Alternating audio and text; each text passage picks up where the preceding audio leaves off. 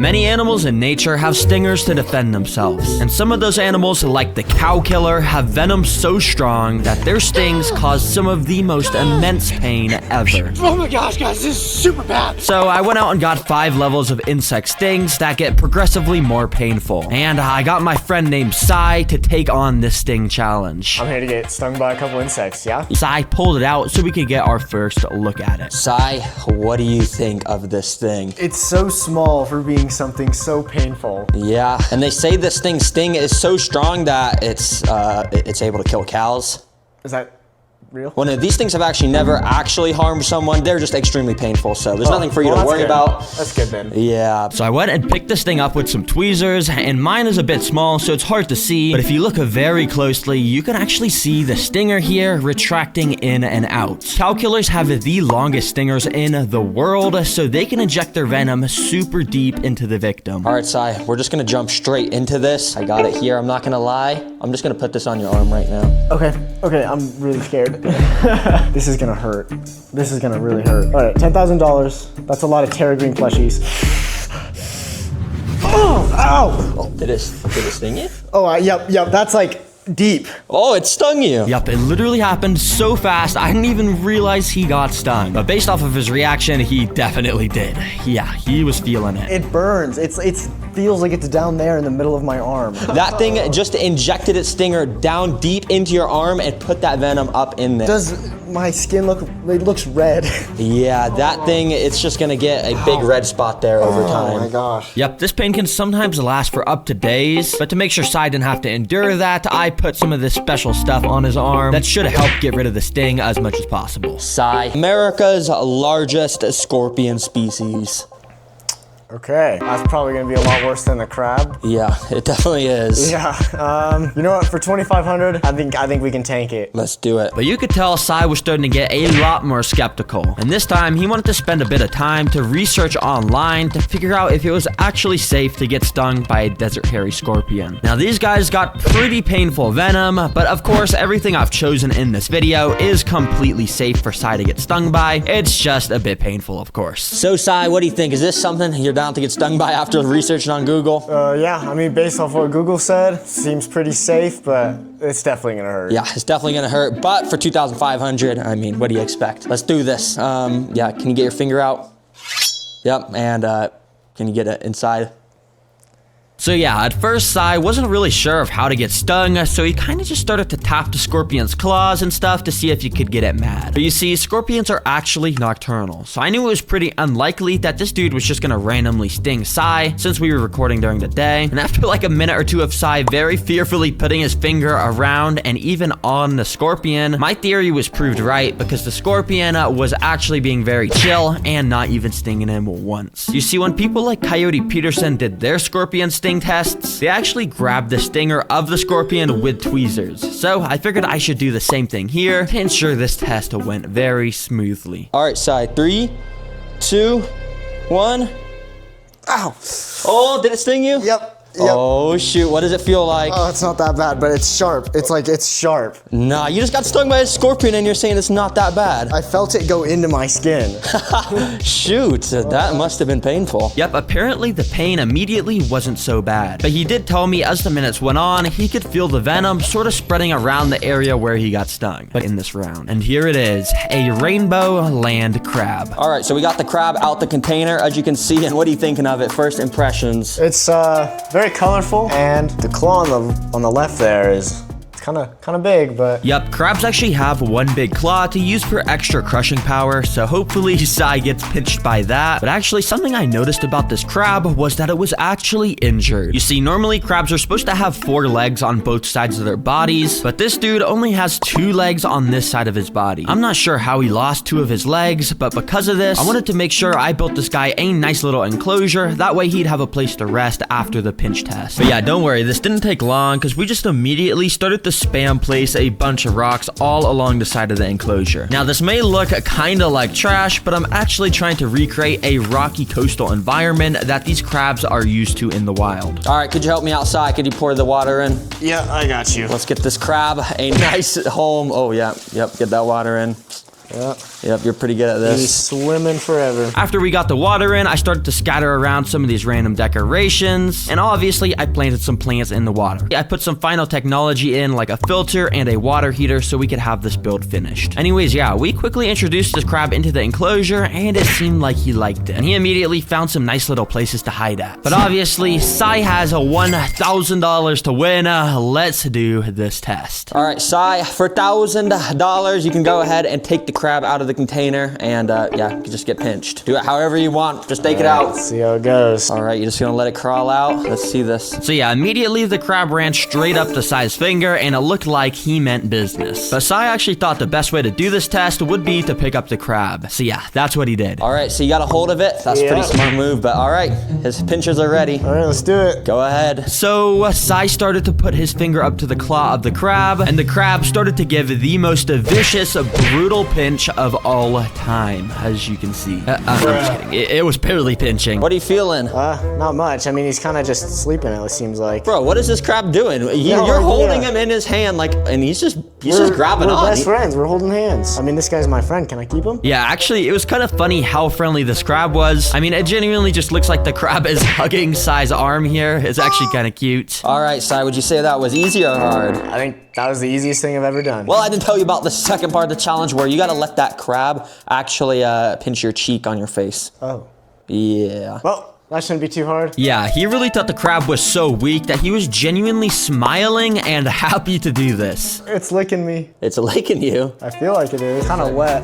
Yeah, it is a crab. That's a fair point. But yeah, if you couldn't already assume, the crab also didn't really do any real damage here. He just kind of gave it the slightest little pinch ever. Well, Sai, that might have been the freest $1,000 of your entire life. Possibly. But remember, the only reason I wanted Sai to get pinched by a crab, this is a yellow jacket, and they're known for their insanely sharp sting. So this should be pretty interesting. All right, Sai, let's waste no time. You got the wasp there. He looks pretty angry. For $500, get your arm out and put that cup on your arm. Alrighty. Yup, so we went and put the cup on his arm at the place where he was gonna get stung. All right, Sai, I'm gonna start pulling it out. Oh, wow, this thing is getting mad. All right, I'm just gonna pull the paper towel out and let's see if it stings. It's really mad, Sai. It's getting mad. Pause. By the way, I gotta mention this, but do not try this at home, obviously. As a YouTuber, I've taken tons of safety precautions behind the scenes to make sure this is a safe test. And similar to why Coyote Peterson gets stung by all those crazy bugs, our goal today is to figure out which bug actually has the craziest sting and make an entertaining video. Anyways, let's get back to the wasp. Yep, this dude was furious trying to escape, but wasn't immediately stinging, surprisingly. I think because the wasp didn't even know that there was an arm under him. He might have just thought that this was floor under him. Let me tap the side of the glass.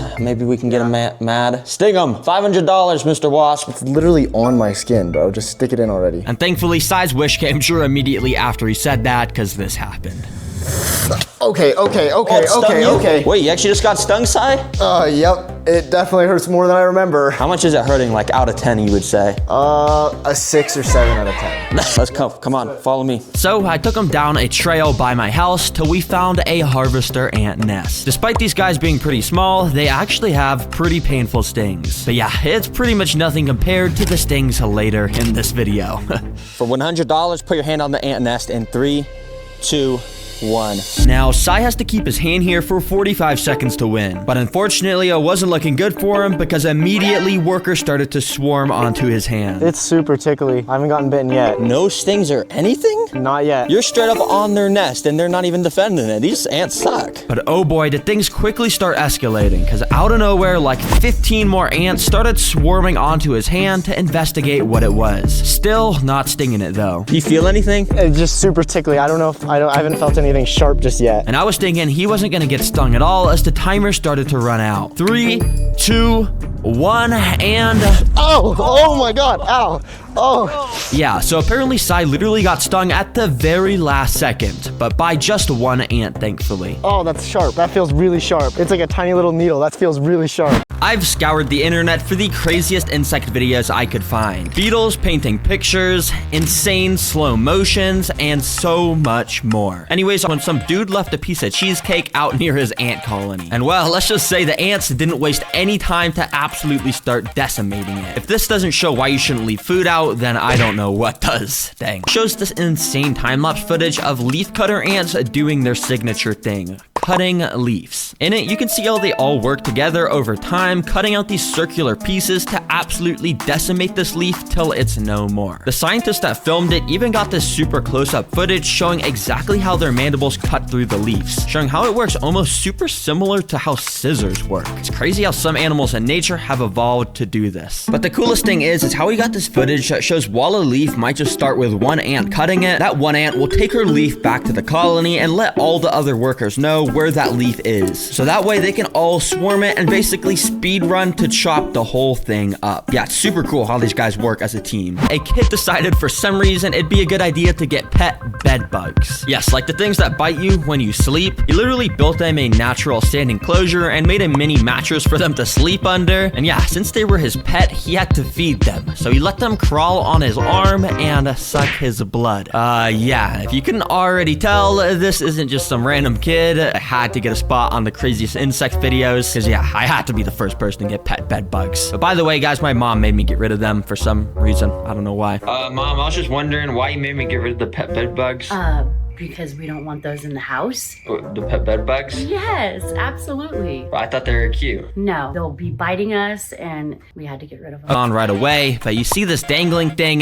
This is all ants. And it's like a bajillion ants all joined together, starting up at the corner of this roof, spanning all the way down. You can see so many ants grabbing onto each other's bodies to make a literal ant bridge. And on top of the bridge, you can see more ants just walking around on top of it, doing stuff like carrying eggs and food. And this bridge goes all the way down, curves back up, and connects to a wasp nest. Yep, these ants are so genius, they built this bridge to straight up attack a wasp nest, and now they can probably feed their colony for days. Wow. And wait a second, if these ants can just stand on the roof here, why did they just walk from here to here? Are you guys sure this giant bridge was necessary? Okay, anyways, it's still crazy. Some paint brushes. And surprisingly, they actually took a hold of them perfectly. And yeah, they literally just started to walk around, dragging the edge of the paintbrush along the canvas, making a beautiful work of art. I mean, they weren't perfect, and they did paint a little bit on his table, but for the most part, they stuck to the canvas. He even let the beetles choose the colors they wanted to paint with, so yeah, you could say the beetles had full artistic control, and by the end, this is what it looked like. Now, this is modern art. This could easily sell to some art museum for an insane amount of money, because like, the fact that beetles painted this makes it so cool. I mean, so serious. Insect House, the guy that made this video, you could like actually reach out to some art museums and actually sell this thing for like $1 million. I've seen some crazy modern art sell for insane amounts of money. Actually do it, bro. I'm being serious. A bunch of butterflies flying around, and put his pet mantises in front of it. And yeah, I guess the mantises must have been hungry, because you can tell this guy was absolutely locked in, ducking and weaving and lining up the perfect shot to attack the butterflies. But yeah, he was very confused why he couldn't grab it. He was trying multiple times. Then there was this mantis that was legit staring at the screen for a minute before he made his first attack. But yeah, for him, it was no different. He couldn't really grab the butterflies either. First, we got iPad kids. Now, we got iPad mantises. Really, bro? What's next? iPad frogs? Wait a second. That already exists. Okay.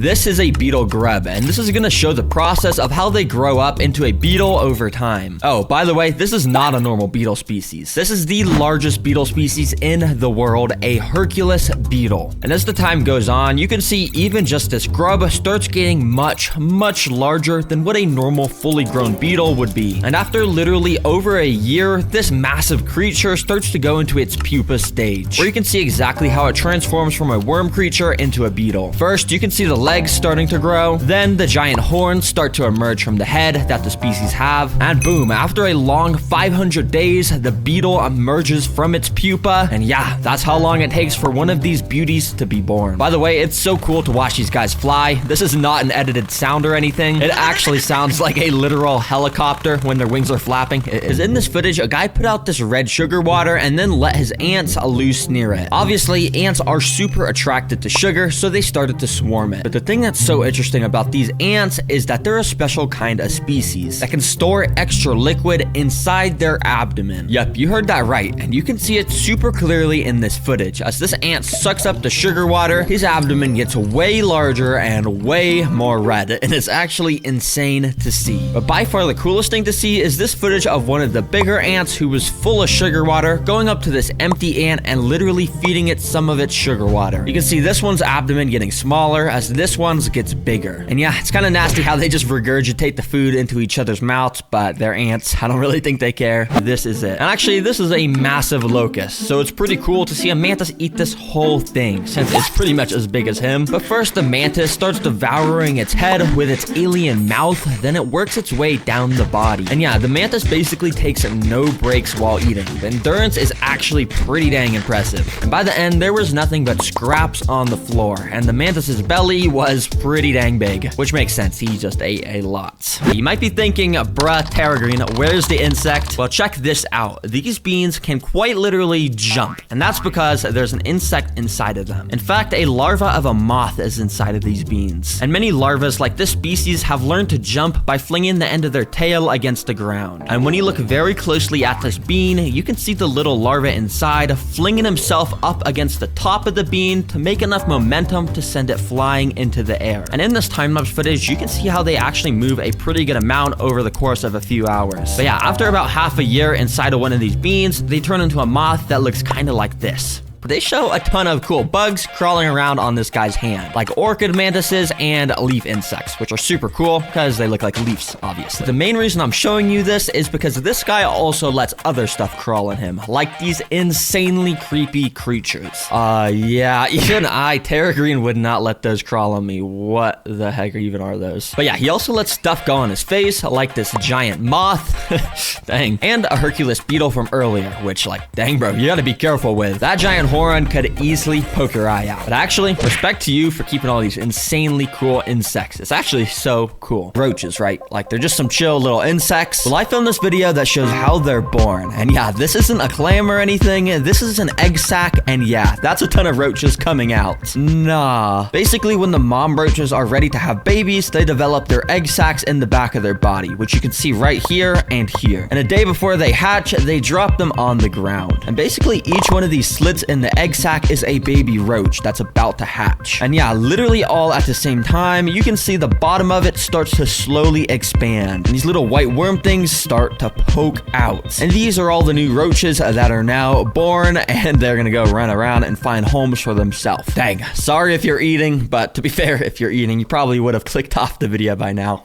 But whether you have or haven't, it's actually pretty interesting because this scientist caught an extreme close-up video exactly of how it works. Basically, he got an ant stinger right up to a thin layer of wax paper and let it pierce through it. And right as it pierces through, you can literally see droplets of venom drip off the end of the stinger. So yeah, every time you're stung by an ant in the wild on an extremely tiny scale, this is exactly what's happening under your skin. And the craziest thing is how thin these stingers are, because here they are next to a human hair. Yeah, the tip of the stinger is like half of the width of the hair. That is insanely thin, which is pretty cool to see because, like, I didn't even realize, but yeah, snails literally hatch with their shell. I don't know why I didn't really think to realize that, but yeah, they do. But the real reason I'm showing you this is because this is the most insane snail species of all time. Because this video also shows what happens over the months as this snail species grows up. It literally keeps getting larger and larger and larger, bigger than any snail species you've probably ever seen before, until after 3 years it is fully grown. And oh yeah, this is a giant African land snail, the largest snail in the entire world. And yeah, they are absolutely insane. The fact that this is bigger than a hand is like, what? I mean, what? It all starts when the queen ants and the male ants are mating, which is shown in this video. This is the queen ant and this is the male. And you can see exactly how much more massive the queens are than the males. And it's actually kind of funny because oftentimes many males will latch onto the same female all at the same time and try and mate at the same time. And sometimes the female will even try and fly while this is all happening, which doesn't exactly work very well with all that extra weight weighing her down. Yet somehow the males manage to stay clinging on. This is a toe biter. Yeah, might sound funny, but these little bugs live in lakes and spend all day eating everything they lay their eyes on. And to humans, they're known for injecting venom into toes, causing extreme amounts of pain. So I found this website that will sell me some to keep as pets. Yep, I'm gonna build them a home in this fish tank. Let's buy 2 of these. Let's see how this goes. And you already know the delivery drivers worked overtime to get these to me as soon as possible. So I cut it open so I could get out the containers. Supposedly the bugs were inside. All right, let's see these. Oh shoot, no, this thing's massive. Since it was kind of hard to get a good look at them in these containers, I got out this temporary tank and put them in. I was very careful because supposedly these guys have wings, meaning they could just fly out to my toes and start biting them if I wasn't careful. Anyways, now we can really see how absolutely vicious these guys are with their insanely sharp pincher forceps that they actually use to latch onto prey in the wild. Then, using a little sharp mouthpiece they have, they inject a special type of venom into prey that turns the inside of their body into liquid that they then proceed to slurp up like a smoothie. Yeah, I really hope these guys don't escape while making this video. But anyways, let's just build them a home and keep them as pets. This can't go well, but the first step is to make the background of their home. To make this look good, I wanted to put this black board along the back. That way the tank would have more of this dark feel that matches how creepy the toe biters are. Then I got out some spray foam. Yep, wouldn't be a TerraGreen video without it. But this time I used the foam to connect all these pieces of cork bark along the back to add some sort of natural feel to it. I even went and covered all the excess spray foam with some dirt so it wouldn't be as ugly. But the coolest thing is, as you can see, is I actually hid some of these plant pots along the top. Basically, it's gonna allow me to plant some beautiful plants in here, and it's just gonna be super luscious by the end of the video, probably. But to really complete this backdrop, we need to add these. These are called sticks. Yep, and we're gonna put these along the back wall. If you didn't know, sticks are really cool because they grow from trees, and they're actually made of wood. I'm just kidding, guys. I know you guys all know what sticks are. I don't know why I'm explaining this. Anyways, yeah, I put so many of these sticks along the back because I really wanted to make this place look like some underwater mangrove swamp with so many roots everywhere. I'm already loving how this is coming together, and we're not even on step 2, which is actually to make the floor and decorations. For this build, I just wanted to use this simple gravel material for the floor. But along with it, I've also got this, which I've never actually used before. It's a little underground cave that goes up against the glass. Basically, after we go and fill up the rest of this floor with gravel, you can see this cave stays as an open area that stuff can go inside. And maybe our toe biters will come and chill in here, or maybe some of the prey we add will come and hide in here, for as long as they can, of course. Now you're probably wondering why I didn't add any of this aqua soil like I usually do, and well, that's because I'm not gonna put any sort of plants in here this time. Instead, I want it to look like some abandoned swampy area with super murky water, and we do that by putting a ton of natural materials around, like this big driftwood piece coming out the middle, and then a bunch of smaller stuff like these dead leaves, some mini pine cones, and little sticks. But most importantly, I've got some beta miracle leaves. Oh yeah, I don't know why they're called miracle leaves, but hopefully they spread some sort of miracle around the tank,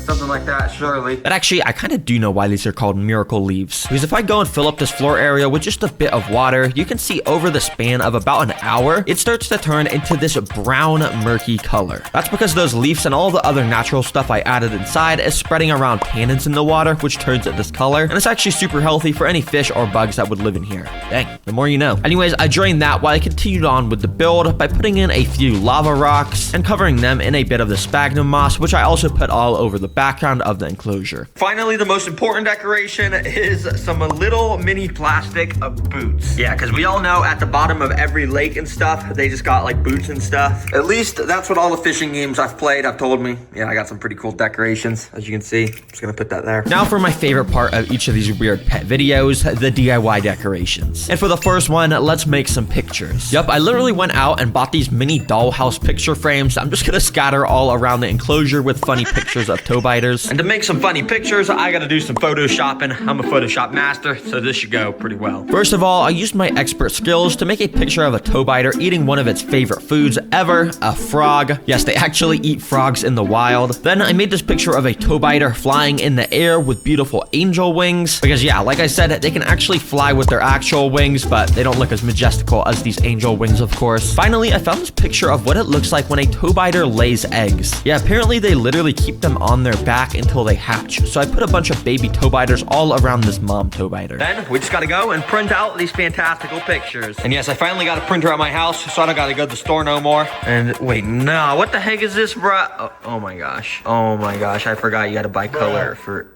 the ink. Okay, I guess I gotta go to the store anyways. Please do that, by the way. Yeah, so I drove to the printing store to get the photos instead. Anyways, when I got home, I cut out all the little images and put them inside their frames. As you can see, I obviously have the ones I photoshopped, but I also found this picture of all the toe biters' favorite foods, like insects and fish, so they can daydream about them all day. And I also found this picture on Google of some crazy person who willingly let this thing bite him. Why the heck would you do that, bro?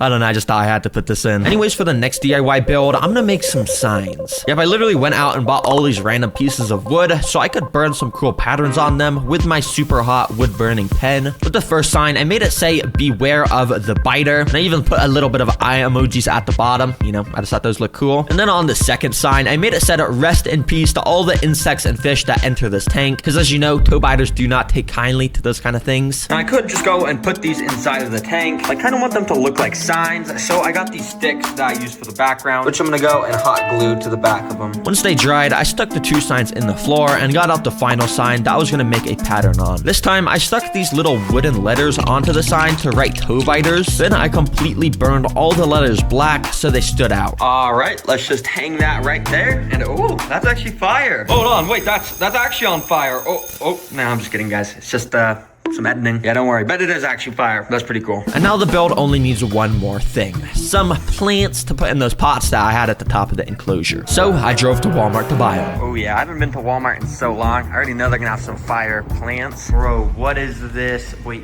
this is the entire plant section? Yeah, I don't know what my Walmart is doing, cause why the heck is there only like 5 plants here? None of these plants are even the right type and they would all die in the water. Come on, Walmart. Hashtag bring back the plants. Everyone comment that. We actually gotta bring back these plants. Anyways, I went home and instead just got out these terrarium plants that I had sitting in my garage. Listen guys, I tried to go to Walmart. I know you guys get mad at me whenever I don't, but hopefully this is good enough for you guys. And anyways, once the plants were inside, I filled it up with water, and as you can see, it turned super brown from all the tannins, of course, which is perfect. That's exactly how I wanted it. And yep, this is now 100% complete. We don't need a filter or anything because toe biters are extremely resilient to water. So the next thing is to literally just get these guys inside. Okay, I gotta be extremely cautious with this. I have no idea how I'm gonna do this. I'm just gonna, okay, 3, 2, 1, quickly pick it up. Oh, they both fell off. No. Okay, they're swimming around. I'm gonna put this back on top so it'll fly out. So I instead went with a different approach and moved the cork bark to the new tank and instead used this net to try and transport the toe biters without them flying away. Okay, move.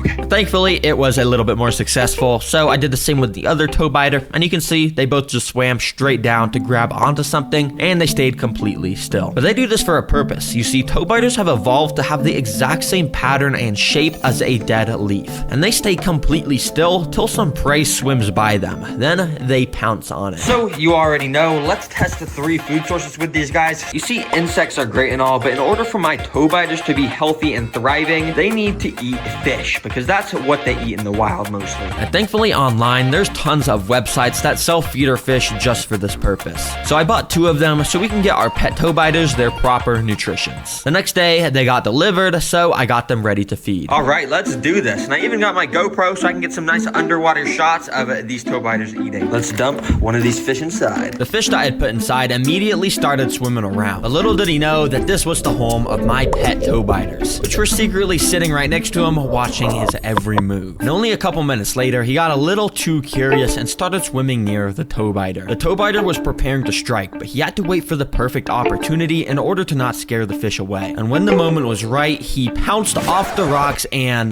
missed and scared it away. Bruh, come on, I thought you were a master hunter. So instead, 5 minutes later, I decided to just help him out by feeding him with some tweezers. There you go, boy. Hope you enjoy. And yeah, this seemed like it was probably his favorite food, and he would not let go. Mealworms are one of the most common foods for the kind of pets I keep, so I had a feeling these guys would definitely enjoy them. First of all, I dumped one in the water with some tweezers and waved around in front of this guy. And instantly, he dashed off of his rock towards it, and it actually scared me a bit, but he didn't even actually end up attacking the mealworm. So when he found a new spot to go and rest, I did the same exact thing. And this time, he struck at it, and he scared me so much, I actually dropped the tweezers with the worm. I don't know why this scared me. I'm literally using tweezers, but yeah. Anyways, on the 3rd attempt, this is what happens. He went and grabbed the mealworm with his claws, and he actually got a good grip with it. Then he brought out his sharp mouthpiece and started finding a good spot to poke into the worm with. Eventually, he made the bite, and as I said earlier, they inject a special digestive enzyme into their prey that turns the inside of them into a liquid that they then proceed to slurp up like a smoothie. And yeah, this must have been a tasty, tasty smoothie. I think there's roaches in here. Oh yeah, right there. You see them. I wanted to make this one quick, so instantly I put one of these roaches in front of the second toe biter, and almost immediately he pounced onto my tweezers totally, and he just like would not let go. I think he didn't even see the roach, so I just knocked him off the tweezers and tried again. This time he actually grabbed the roach, but he also grabbed onto my tweezers again and straight up just would not let go. So I kind of just set the tweezers down while he ate the roach, and you can see this guy was also absolutely slurping this up and probably enjoying it a lot.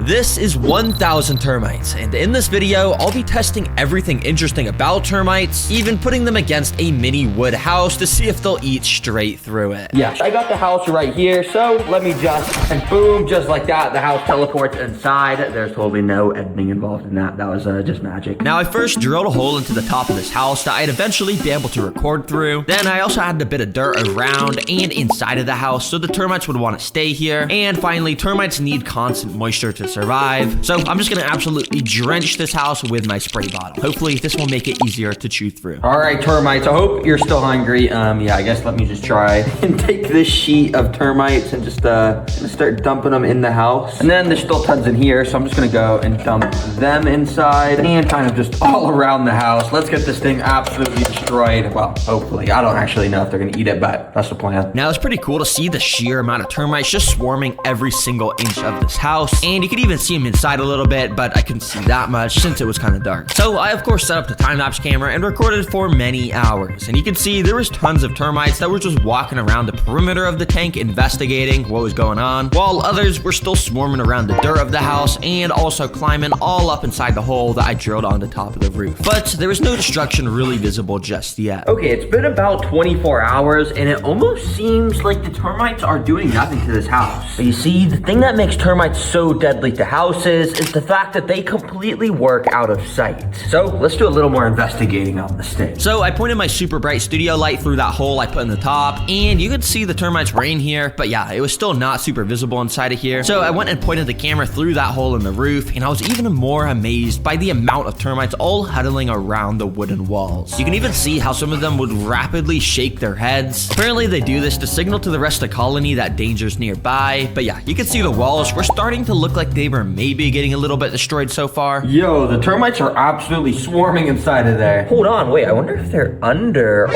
Oh my gosh. That's more than I was expecting. Oh my gosh, there's even more on the underside of that. Yeah, tons were gathering right here, as you can see. I wasn't really sure if these ones were actually eating the wood or if they were here for just cover. Either way, I kept recording my time-lapse camera, and well, nothing really interesting happened on the outside, as you could probably guess. When I moved the time-lapse camera inside to start to record, you could see how there was so much more action and how they were climbing all over this wall. Surely they were eating it, but if you didn't know, termites are some of the slowest eaters in the animal kingdom, and even with over 1,000, this 10-hour time lapse, you can't really see a whole lot of damage being made, but you can see some of these termites were making this cool little mud ball out of dirt, saliva, and wood that they spit out. They sometimes will make these little balls in their nest to keep moisture, since, as I said earlier, they need moisture to survive. Yeah, at this pace, it would take months for the termites to start making noticeable progress through the wood. Termites, I'm gonna be testing your intelligence, and if you actually make it to the end of the maze, I'll reward you with the house. To make this termite maze, I got out an empty fish tank and I started to cut these lines of plastic to make the shape of a maze.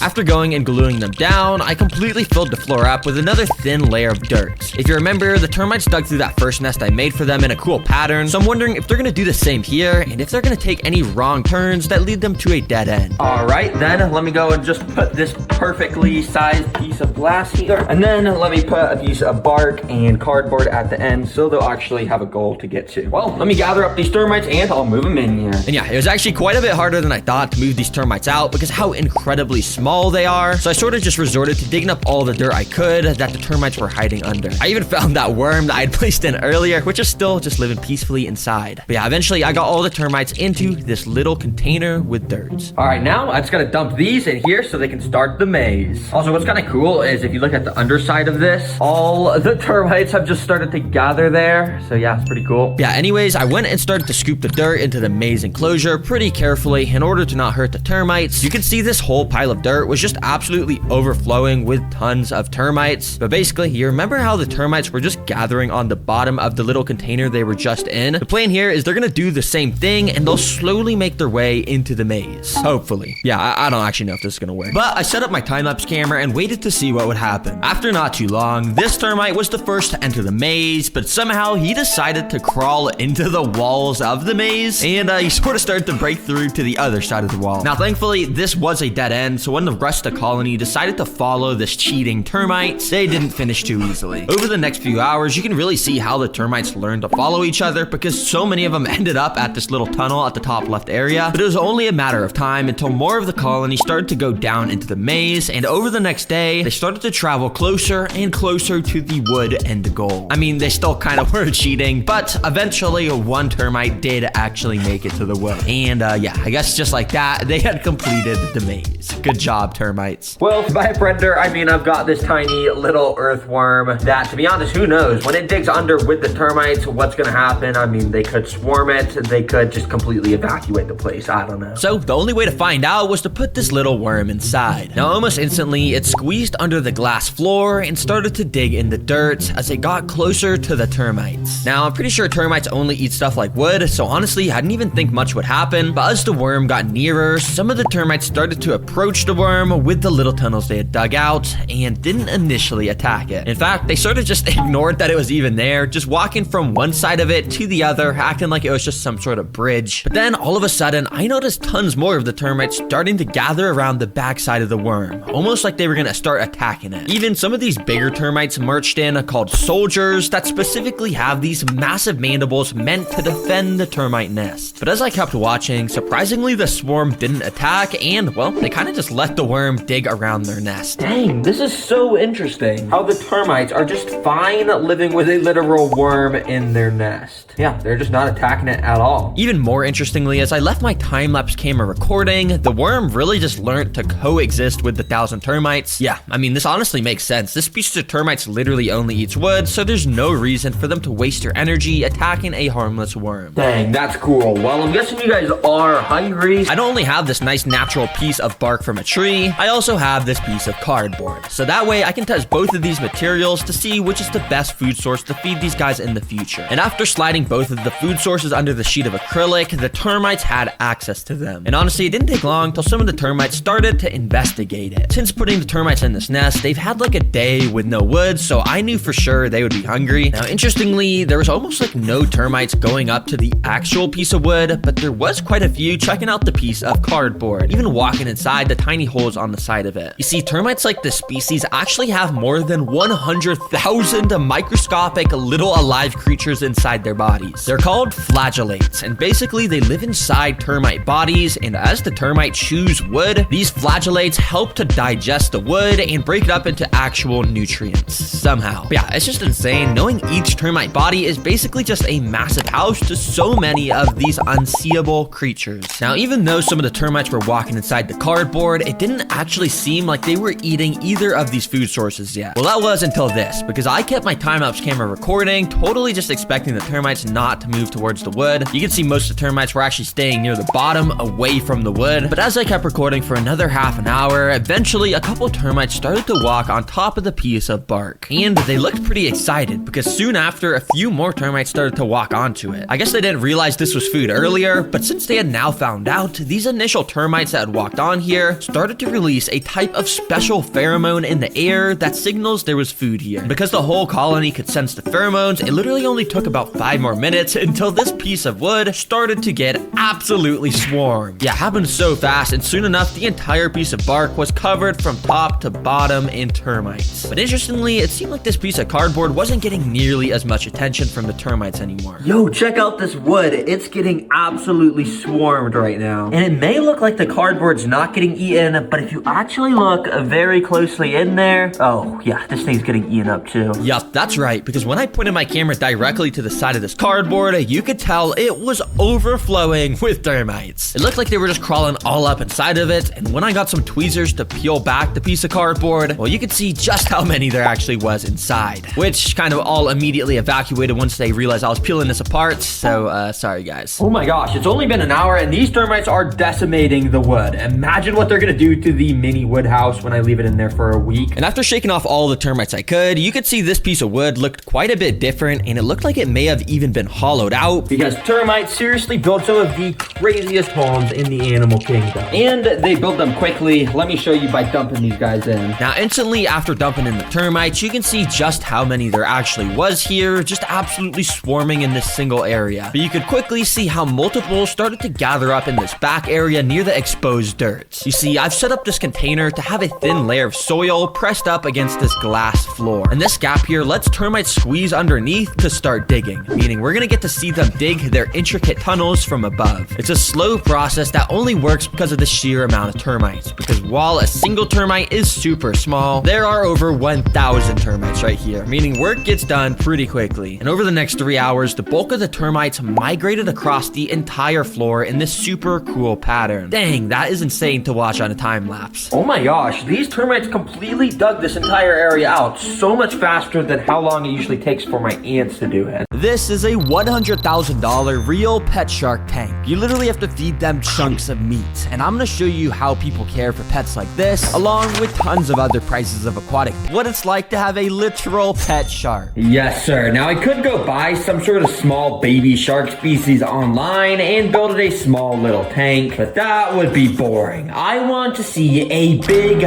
fierce shark. So I hopped on a plane and flew across the country to this very fish store called Aquatics and Exotics. When I walked inside, I was immediately greeted by some absolutely insane tanks. This one had massive freshwater stingrays. This one had a super cool pig-nosed turtle that had a nose that looks like a pig. But right here at the back of the store is where the insanely massive tank that is filled to the brim with sharks is located. Yo, these sharks are crazy. Yup, this tank has 17,000 gallons of water because it contains not only this nurse shark, which like to spend most of their time chilling at the bottom of the tank, but also these two super fierce black tip reef sharks, which are known to be some of the most aggressive sharks in the world. And the craziest thing is how you feed them when they're your pets. So I got introduced to a store employee named Sky, so I could show you just that. You are kind of the one in charge of taking care of all these sharks, right? Yep, 2 black tips and a nurse shark in here. Dang, that is so cool. I'm on the mission to kind of find the craziest pet you can keep. Would you say keeping sharks is kind of crazy? Like, is that kind of cool? It's definitely one up there. Not many people can say they have real sharks in their house. For sure. But why do you have to have a tank that is so massive for these sharks? Specifically for the black tips, they are a shark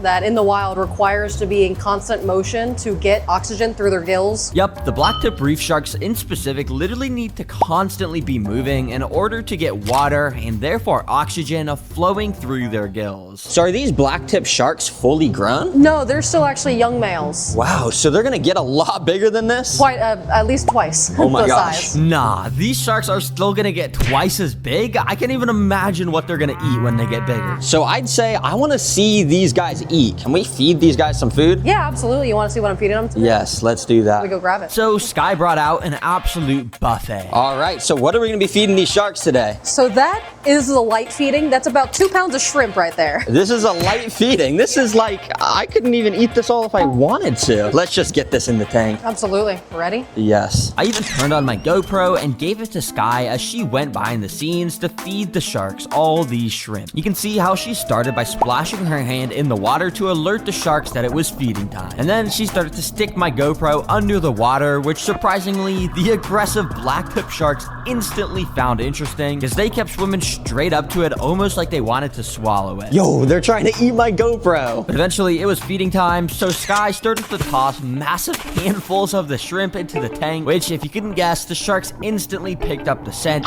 and they absolutely started to annihilate these shrimp. Yo, this guy's about to gulp that shrimp up. Oh my gosh. Yo, look at all these shrimp in front of me. Oh, these sharks are just going crazy for them. But it wasn't only cool to see how the black tips move around to eat the shrimp, because Sky also showed the GoPro how she trained the nurse shark to come to the surface so she could drop pieces of shrimp in so that guy could eat as well. Dang, that is so cool to watch. Well, Sky, that was probably the coolest feeding of an aquatic pet I've ever seen. This is honestly one of the coolest pets I've ever seen. Thank you. Yep, we've got a $1,000 saltwater coral tank. Yup, if you didn't know, coral saltwater tanks are some of the most exotic tanks you can get. But the thing is, they get extremely expensive extremely fast. That's why instead, I'm gonna buy this already set up coral tank for $200, and then I can use the rest of the budget to fill it up with way more crazy corals. And dang, look at this video the seller sent me. It already has so much fish and stuff in it. Let's go see if this is legit. So yeah, I drove out to the cellar and got the tank into my car, although there was definitely something off about it. As you can see, it's quite a bit dirty, a lot dirtier than it was listed on Facebook. And I'm pretty sure there's supposed to be fish inside, but I'm not seeing anything. We gotta get this home ASAP. So I quickly drove home and got it out at my house. All right, guys, I just got this back to my setup, and look at this. There's actually a fish inside. Yo, there's a clownfish. Do you see that? Yeah, I guess you can't really see it because it's so dirty. But yeah, let me set up all this stuff. So yeah, I first added in the extra water I had taken out to transport it. Then I put in the heater,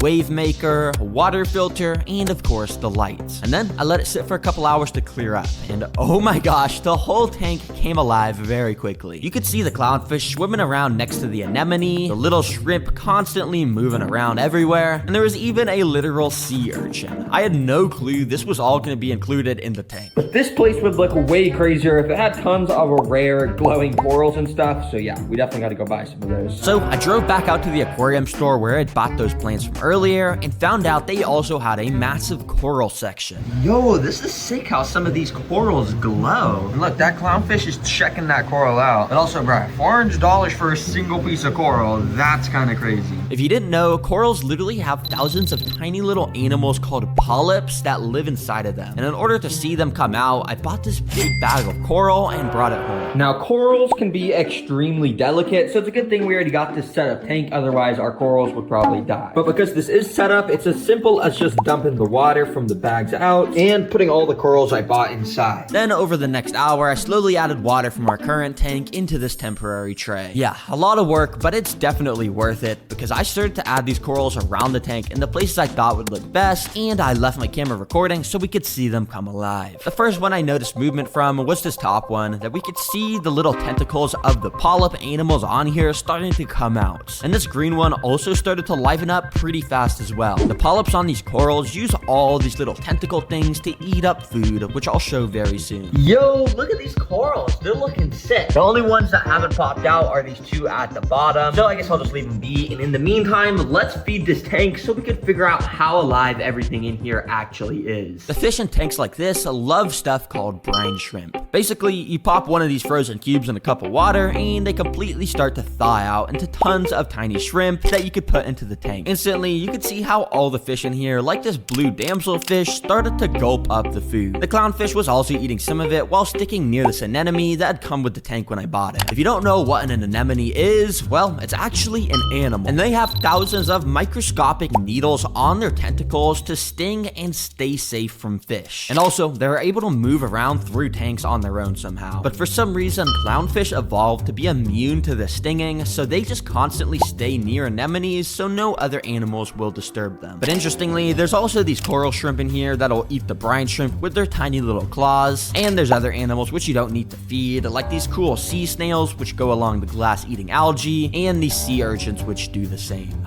pretty cool. Finally, we can't forget to feed the corals with this stuff, and it's pretty cool to watch. Let me show you. Yeah, you can kind of just use this thing as a spray bottle under the water to shoot food at the corals. You can see how the little tentacles of the polyps react to the tasty food and close up a bit. The green one was especially cool to watch, along with this smaller green one where you could really see the little tentacle arms grabbing the food and closing it up to consume it. Dang, the ocean is actually so cool. All right, I just got this set up in my kitchen, and stuff like the anemone is still opening up. But honestly, for $1,000, it's so cool seeing all the different life in here. I'm gonna rate this thing an 8 out of 10. But you may be thinking, how does a bag of shrimp cost $100? Well, I don't just have one bag or 2 bags. I have 3, 4, 5, 6, 7 bags of shrimp, and we're gonna be able to do some crazy time lapses since we have so many shrimp here. Yeah, apparently keeping an insane amount of shrimp in the same tank is something lots of people into aquariums do because shrimp are some of the best cleaners of all time. And they'll just constantly explore around the tank, eating any dirt or algae that would make the water dirty. These ones in specific are called cherry shrimp because they have a red color in their body like a cherry. Yup, it's a pretty creative name if you ask me. Now, before we get out a piece of steak to feed to these guys and record on a time lapse, let's work our way up the food scale and start with the shrimp pellets, which I bought these thinking they were shrimp food, but on here it says they're actually for fish. So I'm thinking maybe these are just made out of shrimp. They're not actually for shrimp, but I guess we can still try and see if they'll eat it. Let's just start by dropping in one of the pellets. Now, immediately after dropping this single shrimp pellet in, one of the nearby shrimp basically pounced onto it. Dang, I guess these shrimp like eating shrimp because soon after, another one also came straight onto it. You can kind of see in the zoomed in footage how they use their tiny little mouths to break up this little pellet and eat it. But yeah, over the next couple minutes, this single pellet started to get swarmed by every single shrimp that saw it. Yeah, started to get pretty crowded, but that's what is so cool about having so many shrimp. They just absolutely decimate any piece of food you give them. Anyways, to feed the shrimp bigger food sources, I've got a way bigger tank. So I think I'm gonna go get some supplies so we can build these guys a nice little home real quick. So I drove to the store to start shopping. Since we got so many shrimp, I really wanted to spend a ton of time to choose the best decorations for these guys so they could have a beautiful home. And of course, that also meant I had to get some plants. Okay, as you guys know, I usually get my aquatic plants here at Petco, but today I want to try something different because, oh my gosh, these got to be getting more expensive. $12 for this. It's literally dead. So instead, I drove across the town to an aquarium store I had never been to. They, of course, had tons of cool stuff like this arowana, frogs, and even this massive pleco. But of course, they also had exactly what I was looking for. Ooh, yeah, this is actually perfect. And it's actually a good deal. I mean, $8 for that big plant in the back. So yeah, I asked the store employees to bag me up some, and I brought all my supplies home. Since the tank isn't insanely large, it was quite easy to start laying everything down. We start with the aqua soil, which gives the nutrients to the plants, and we cover it in a layer of sand so it won't make the water dirty. Finally, I added around some of the decorations I bought to make this place stand out a bit. Favorite decoration I bought was a pineapple from SpongeBob, but I unfortunately dropped it as I was getting it out my car, so yeah, it's kind of just in a bunch of pieces now. But I think I can still fit that in there just like that. I mean, yeah, it looks pretty cool. SpongeBob, it's under the water, makes sense. Then I added in all those plants I had just bought and filled the thing with water. All right, there we go. And technically, this water filter at the back isn't needed since the shrimps kind of clean the water themselves, but it's still recommended, which is why I have it. But oh, we do got to get to this bad boy inside. It's a light up air stone, which if you don't know what an air stone is, it's this amazing contraption that makes bubbles in the water, and this one lights up, so it's extra special.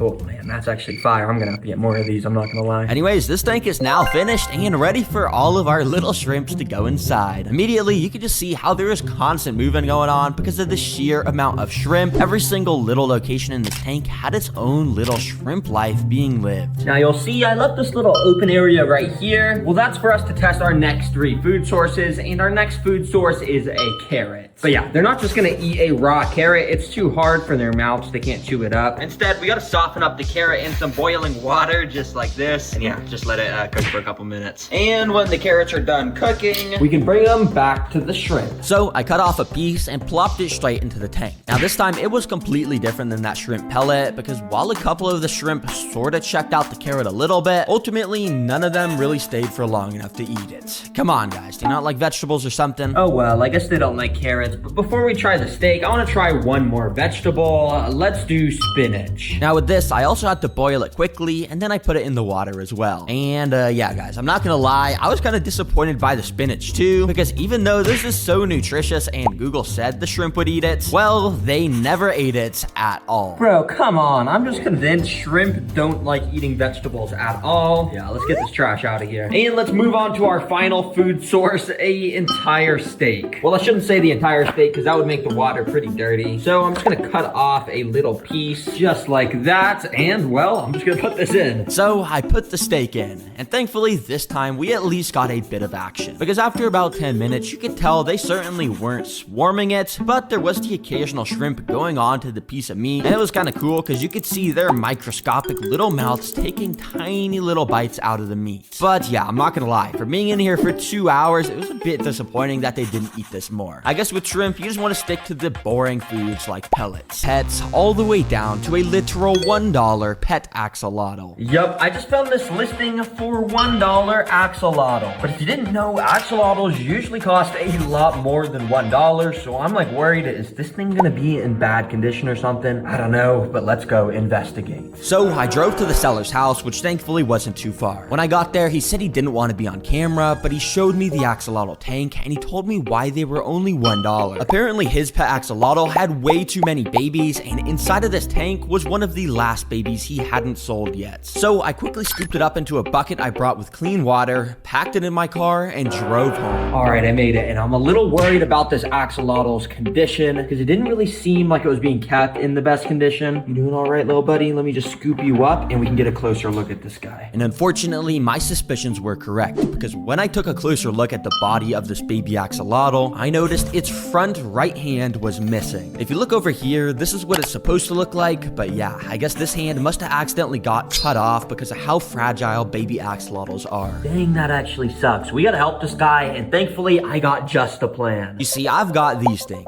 that when we plop into water, they turn into tons of little bloodworms. These are some of the most nutritious and also delicious foods for a baby axolotl, so I sort of just made it rain bloodworms on this guy, which you can see he absolutely started to devour up. If you didn't know, axolotls are extremely amazing in that they are one of the only animals that have the ability to regenerate limbs when they lose them. And by eating these bloodworms, this guy will now have the nutrients to do that very same thing for his hand. Yo, for $1, this thing might be my favorite pet. It's so cute. Oh my gosh. And I would learn, apparently this baby axolotl was even cooler than I thought, and in order to see that, I got out this quite a bit larger tank, and I started to lay down the floor of his new home. Even though our axolotl is so small and just a baby, they grow at a rapid pace, so in only a few months, this whole tank will be getting used up. And for the decorations, literally, we're just gonna use this big piece of wood and a few aquatic plants I had laying around in my garage. Yep, that's it. We're done. You see, baby axolotls have skin that can scrape super easily, and since ours is already missing a hand, I just wanted to keep ours super simple till he gets a bit bigger. But oh my gosh, he's so cute, and I think he's ready to go inside. So I let this baby loose into his brand new home. Instantly, he loved it, and you can just see how much he was swimming around and checking out his new enclosure. Yep, that's one thing about baby axolotls. They're just way more active than adult axolotls usually are. Wait, I have something fun I want to try. What if I put some worms near the axolotl's face? Am I able to make it follow the direction of the worms? Wait, it kind of is. Yep, I kind of just thought it would be funny to make the axolotl follow my tweezers like it was a fishing lure, basically. And surprisingly, he actually followed it for quite a long time up this log, but eventually he got bored and swam away. But yeah, it was kind of fun to lure him around this tank in random directions, and every now and then I would let him have a big old bite of the worms because he was just so cute to watch eat. I have no idea what condition the one I'm gonna get is gonna be in, but I want to do my part to help. Hopefully we'll still be able to save it. Let's add this to the cart. And of course, I paid extra for one-day delivery, so this axolotl didn't have to spend any extra time in this box. Oh, I really hope this axolotl's okay. Okay, there's ice packs. That's a good sign. It's packaged well. Now for the moment of truth, let's see this axolotl. The axolotl was alive, and so I quickly brought it over to this temporary tank so I could put her inside and get a better look. She was a beautiful black axolotl, almost 10 inches long, meaning this thing was fully grown. Now, I actually went and emailed the people I bought this from, and they told me when they got it, this axolotl was found at a pet shop. And when they got it, it had these massive white spots on it and even a chunk of its tail missing. But axolotls are amazing because they're one of the few animals that are able to regrow limbs literally from from nothing. It's insane. And this girl had already made a substantial amount of progress in healing her tail, as you can see. But they also said that she's not fully recovered yet, and they said to add this chemical called a stress guard, which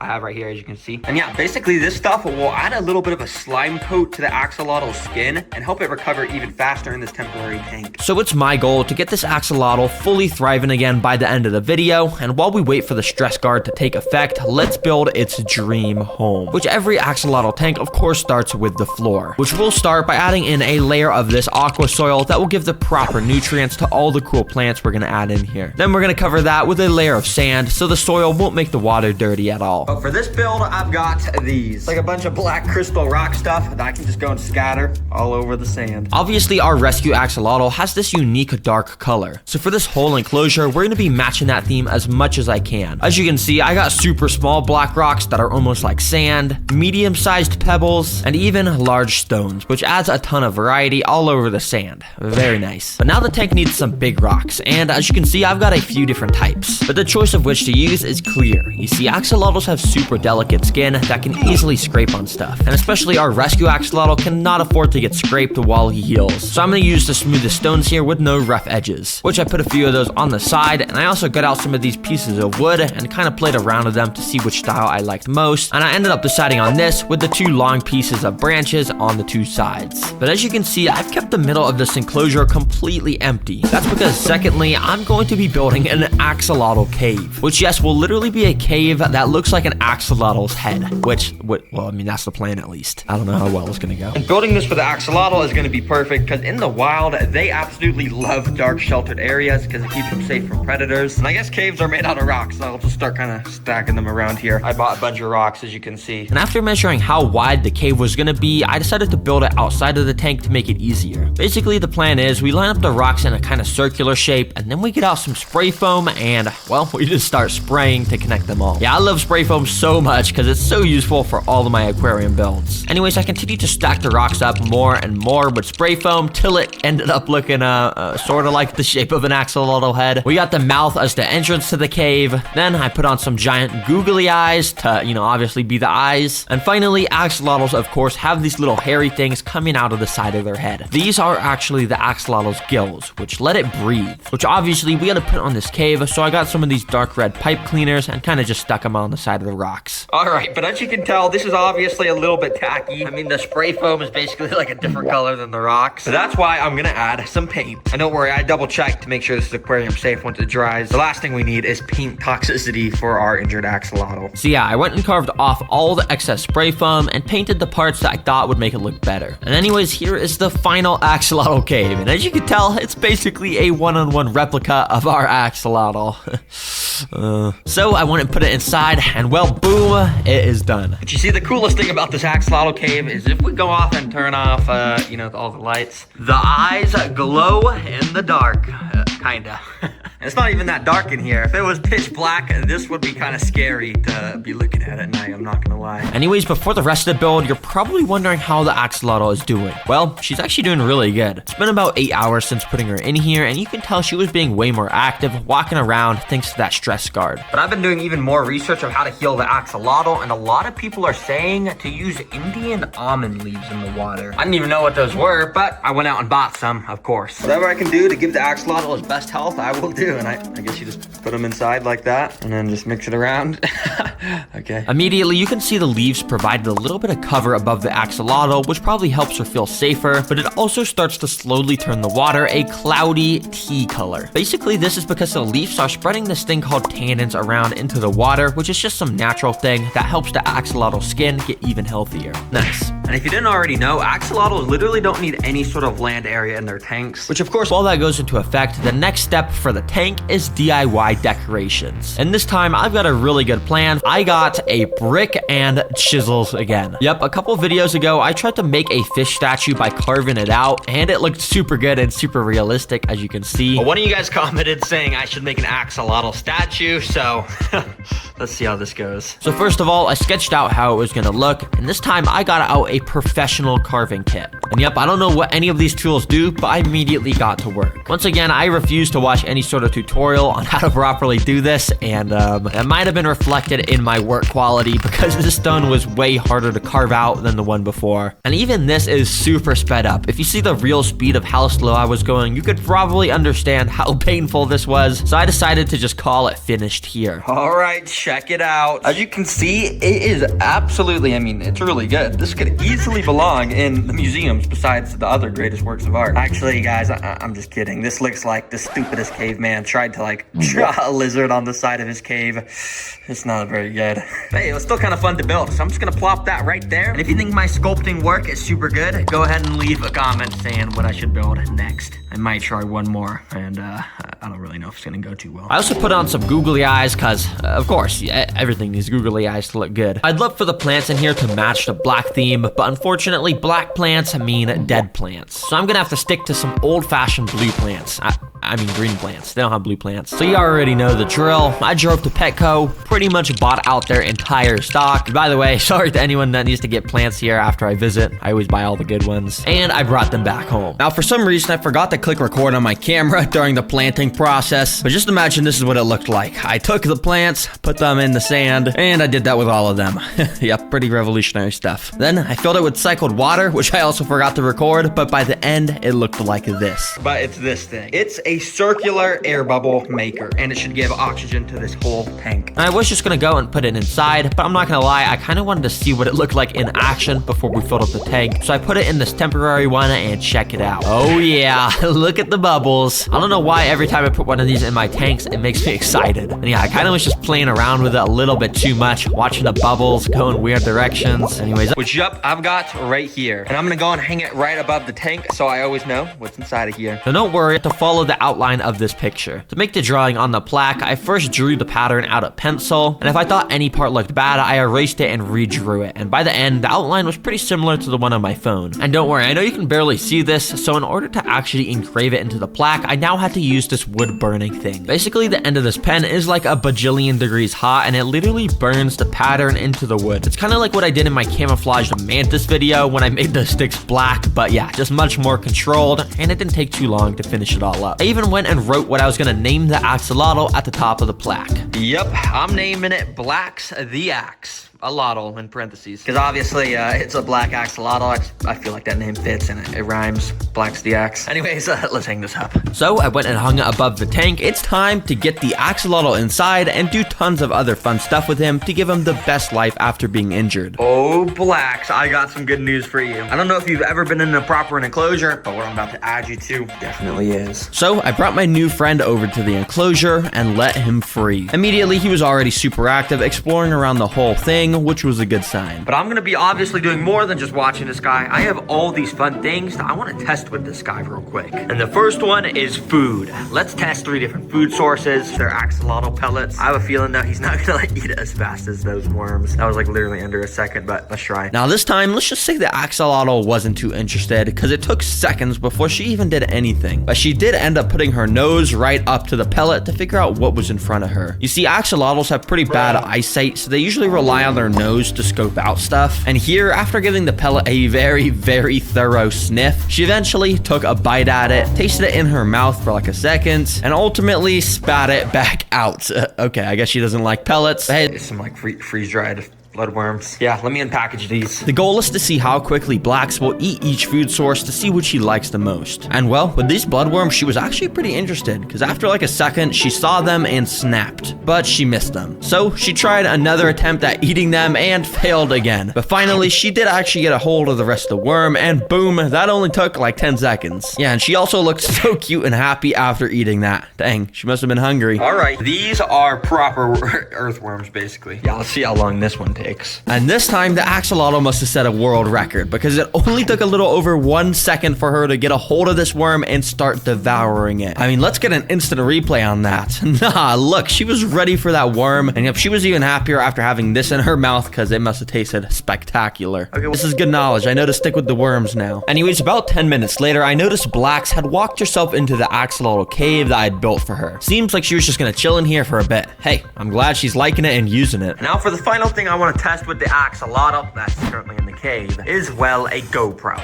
Yep, I've got a GoPro that I'm gonna stick underwater and do some fun stuff with it. All right, click record and let's switch to this camera, baby. Okay, I'm gonna start going underwater. And yeah, after getting it to the bottom and kind of just sticking it inside the cave, you can see the axolotl's body was actually right here. Yeah, it's kind of hard to see since the axolotl matches the color of the rocks, but yeah, she was just chilling in here. To see if I could lure her out, I actually went and picked up some more of her favorite food, which is the worms, of course. At first, I was kind of just waving them around in there, but she didn't really see them. Well, that was until this, when I put the worm a little deeper in, and just like that, the axolotl took it straight from my grip and was now devouring it. Yep, Blax will never pass up on the opportunity to eat a nice juicy worm, and she was not letting me grab it back, so I decided to just let her have it. Bed bugs are tiny parasites that hide in your bed and suck your blood while you sleep. A website that will literally sell you 10 bed bugs. Now, I don't think these are meant to be kept as pets, but hey, $20, what could go wrong? Let's just buy these. So in this video, I'm gonna build a home for them, document exactly what it's like to have bed bugs as pets, and literally feed them my own blood at the end of the video. Yes, I'm not kidding. I don't know why I'm gonna do this to myself. Anyways, until the bed bugs got delivered, I got out an enclosure to build their home. Now, I'm pretty sure there's no documented case of anyone keeping bed bugs as a pet, so I figured out what they need myself. Yeah, all these supplies for the bed bugs. Anyways, first up, I started to pour some coconut fiber dirt into the enclosure for step number 1, the floor. You see, for most of the floor, we want to use this dirt material, but that's not it. We actually want to pour a layer of sand on top of it, just like this. You see, I'm doing this because bed bugs would be almost impossible to spot if they were just on dirt, but on the sand, I should be able to see them perfectly. And I really got to make sure I keep track of every bed bug, because if they escape,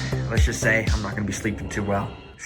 Why am I doing this? Anyways, I finished off the floor by creating some little sand mounds in the back that I would soon be able to cover in decorations. And speaking of decorations, for step number 2, we're gonna put in the natural decorations. For those, I got out some simple stuff like cork bark, spider wood, and some gray stones, and strategically placed them around in the sand. I even stacked a few pieces of wood in this corner and covered the top in some moss to make it look like a tree. Yeah, it's pretty cool. I'm an expert designer, as you could tell. And all this stuff is gonna be perfect because bed bugs like to hide under tight little spaces just like these, which is also why they like to hide under mattresses. Yeah, it's pretty cozy under there. To finish off the natural decorations, I planted a bit more moss around just to add some more color and bring the whole thing to life. Alright, now for the next step, it's time for the artificial decorations. And basically what that means is I literally want to build a mini bed from scratch to put in the middle of this enclosure to see if the bed bugs will prefer to hide under natural decorations or if they really just love beds. So I'm gonna buy some fabric and then I'm gonna fill that fabric with cotton. Then I'm gonna sew the ends of it together and probably it'll look something like a bed, but I don't know if it's actually gonna work because I've never really properly sewed before, but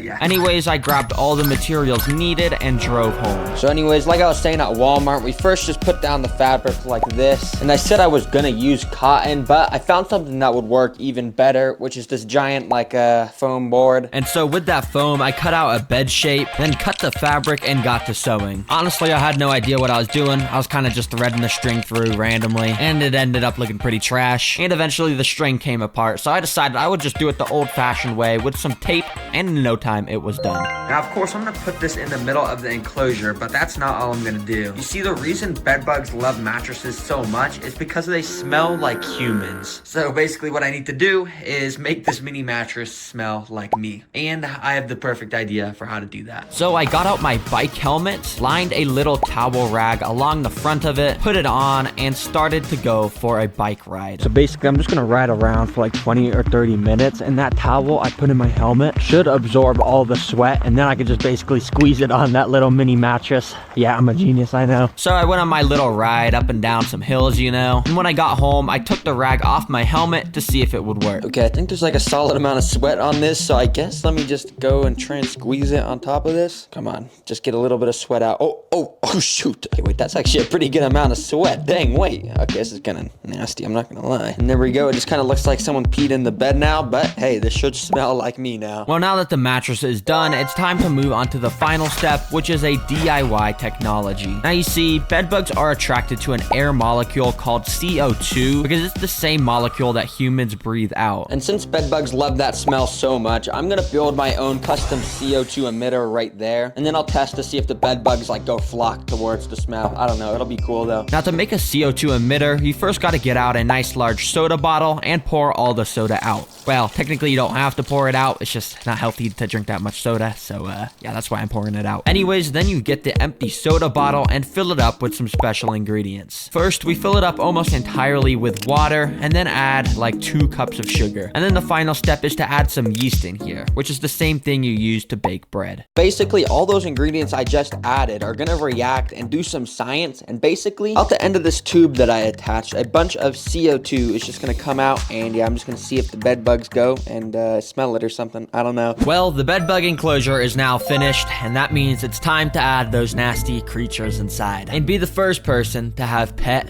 bedbugs. Literally doesn't have a roof. Well, I forgot one important step, escape proofing the enclosure. But don't worry, because I've kept ants before, and I actually got this special serum for the ants that prevents them from escaping, and I'm just hoping that it'll do the same for the bedbugs. Basically, you just get out a little cotton ball, put some of the special serum on the end, and rub it in along the top edges of the enclosure. All right, now even if the bedbugs are able to climb the glass, they're gonna climb up, and then they're gonna get to this stuff, and basically it's just super slippery, so they're just gonna slide right off. And then finally, I'm just gonna put this top on it just like that. That won't actually do anything because these holes are pretty sure too big. Yeah, the bugs could probably just fit through it. All right, well, here they are, the bed bugs. They literally just got delivered, so thankfully they weren't sitting in the snow too long. But as you guys know, I'm not exactly too thrilled to be keeping these as a pet because like I said, I'm literally going to let them be sucking the blood out of my arm. I don't know why I do this, man. Let me just get them in the enclosure I built for them. So I brought them to my table, cut the tape, and lifted the flaps. Oh my gosh, I think they're inside of this thing in here. Okay, I guess let me just get this out. And bro, genuinely, if these things escape, my mom is going to be so mad. And speaking of escape, you might be wondering, how will I prevent them from escaping? Considering the enclosure I made, opened the top of it, and dumped about half of the 10 inside of the enclosure. Immediately, one of the bed bugs started to scurry around his new home looking for cover and went straight into a dark spot under the nearest rock. But a few seconds later, I saw this bed bug and he actually ran straight over to the little bed mattress I had made. And after crawling on it for a minute, he set up camp in a little piece of cork bark right next to it. I guess the fact that I had made the mattress smell just like me was working really well, because over the next minute, I saw 2 more of the bed bugs just chilling on the mattress too. Dang, that's actually cool how they all just went onto this little mini mattress I made instead of all the other decorations. But to be honest, I've kind of already lost track of every single one I put in. Yeah, they're just so small. But the reason bed bugs are so small is so they can go undetected while hiding in people's beds. And when they find a victim to suck the blood of, they can literally get more than double in size with how much they suck. Anyways, bed bugs are nocturnal because obviously they feed on people at night. So in order to get them to suck my arm, I'm gonna bring my mom in here at night, show my new pet to her, and then get her to film me getting bit. This is not gonna be fun, but let's just go cut to then. You have to guess what pet is in there based on the stuff. I'm gonna guess. I'm thinking a spider. A spider? A spider. Well, it's a bug, and I'm just gonna tell you what it is. It's, well, don't get mad at me, seriously. It's bed bugs. No, it's not, dude. It's pet bed bugs. That's funny. That's not cool. It's pretty funny. Okay. No, dude. Okay, so to attract the bed bugs, I built this little contraption. Basically, I just take that off, and I'm just gonna pour some of this stuff. It's yeast. But basically, this is gonna have a chemical reaction in this bottle, and after I shake it up, it's basically gonna produce carbon dioxide, which is CO2. So I'm just gonna leave this tube here, and we'll just see if any bed bugs come out, so you can see them. Wait. Do you see that? Oh my god. Wait. Right, no, there actually is one right there. Do you see that? It's like a little tiny orange thing. Yes. Oh, that's a bed bug. Oh my god, you're so crazy. But the good thing is you're not gonna have to deal with them because, well, I have to tell you something. You remember the other day I got a leech and I let it suck on my arm? Yes. I have to do that with the bed bugs. No.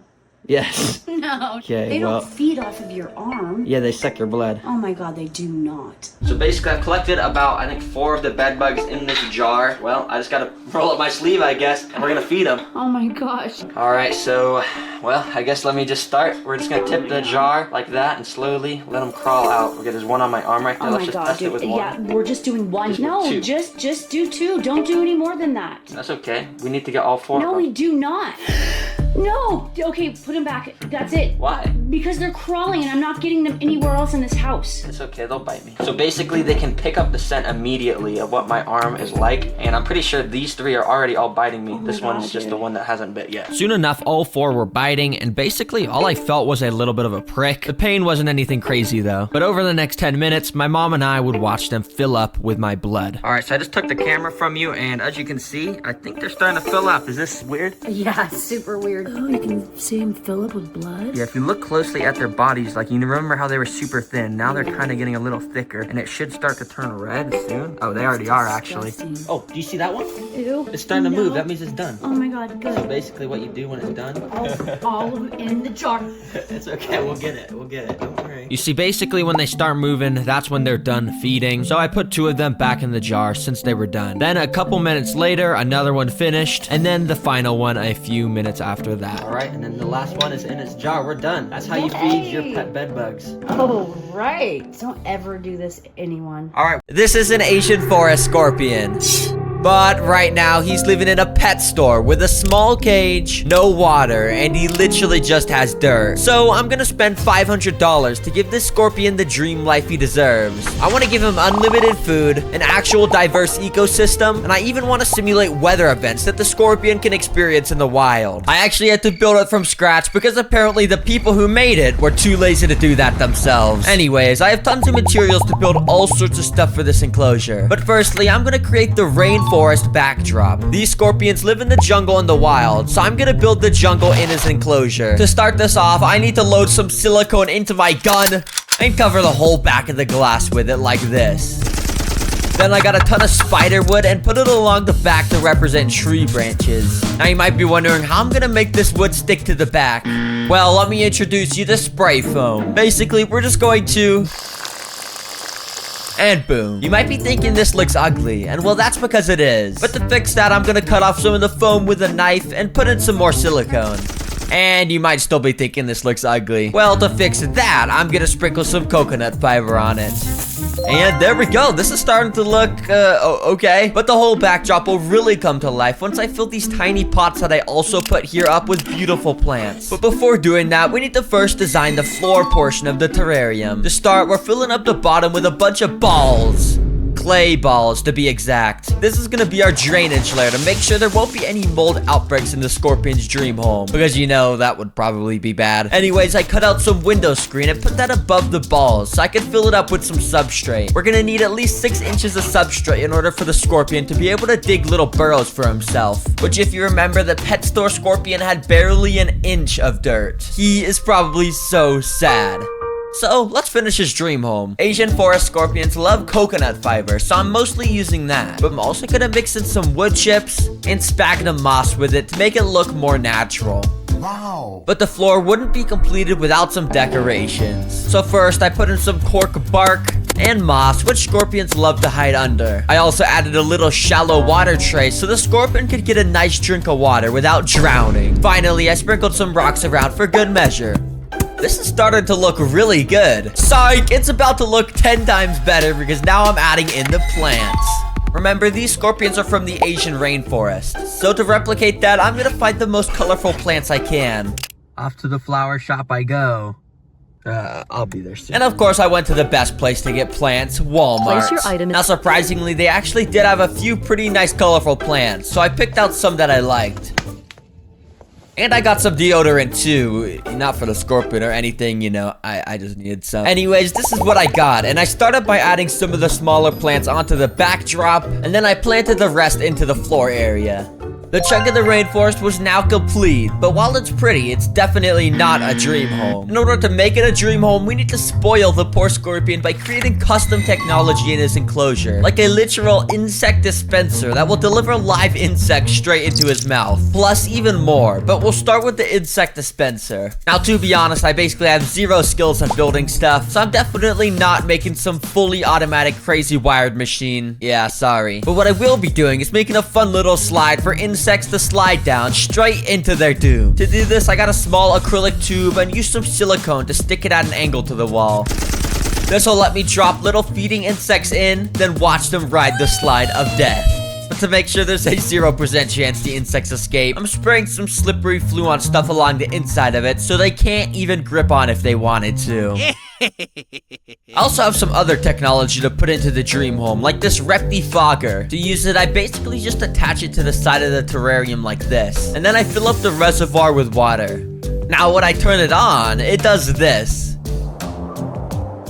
Wow, very cool. I mean, that's not needed or anything, but it makes the tank look really cool and rainforesty. For the final step of the dream home, I bought tiny little bugs called isopods that I'm letting loose into the enclosure. Come on, get out.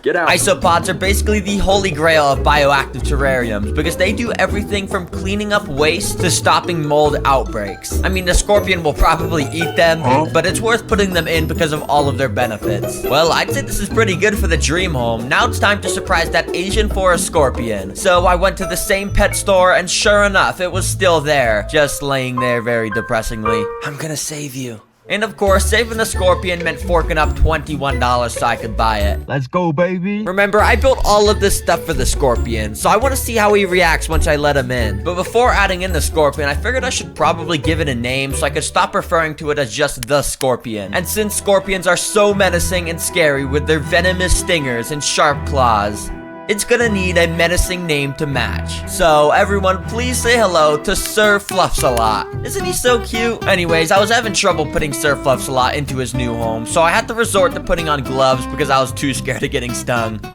Get off. No. Don't climb that. Do not climb out. Let go. Let go.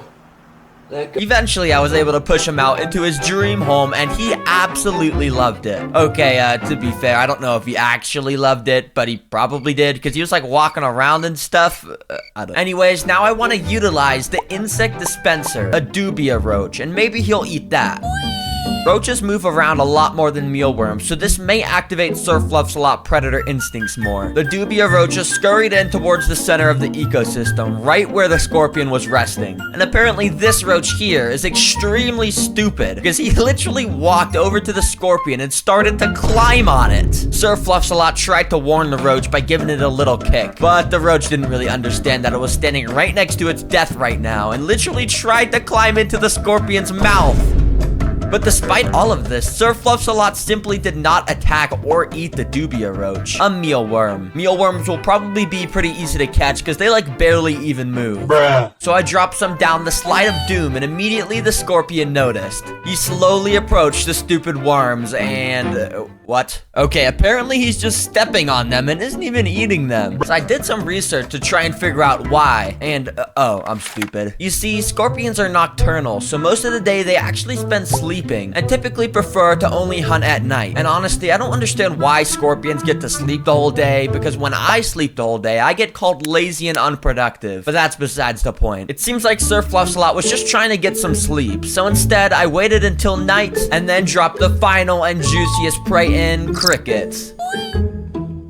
Now Fluffy was ready to hunt. You may not see him now, but that's because he's sitting in his evil lair right behind a branch. I'm pretty sure he's waiting for innocent prey to stumble into a little hole he dug out right here, and then he'll kill them. Or maybe he's just still sleeping. But after a little while, a clueless cricket walked straight into it and couldn't get out. The cricket thought he was safe, but little did he know that the apex predator Sir Fluffsalot was watching his every move. When the time was right, Sir Fluffsalot leaped in and killed the cricket.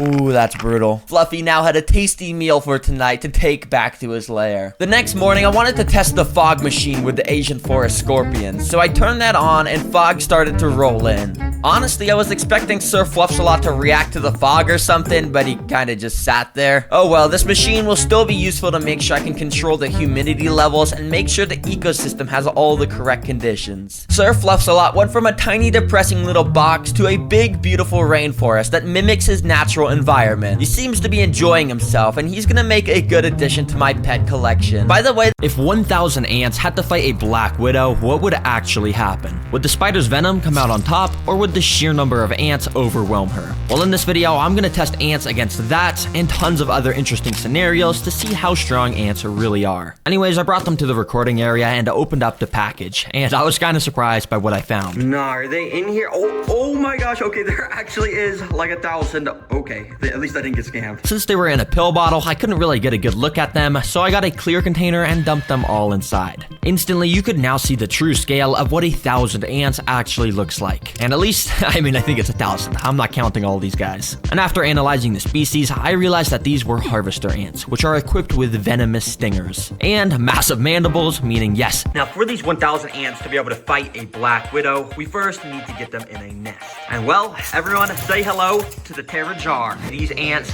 are ready for my Black Widow. Now this is actually my last Black Widow because all the other ones from my other videos have escaped.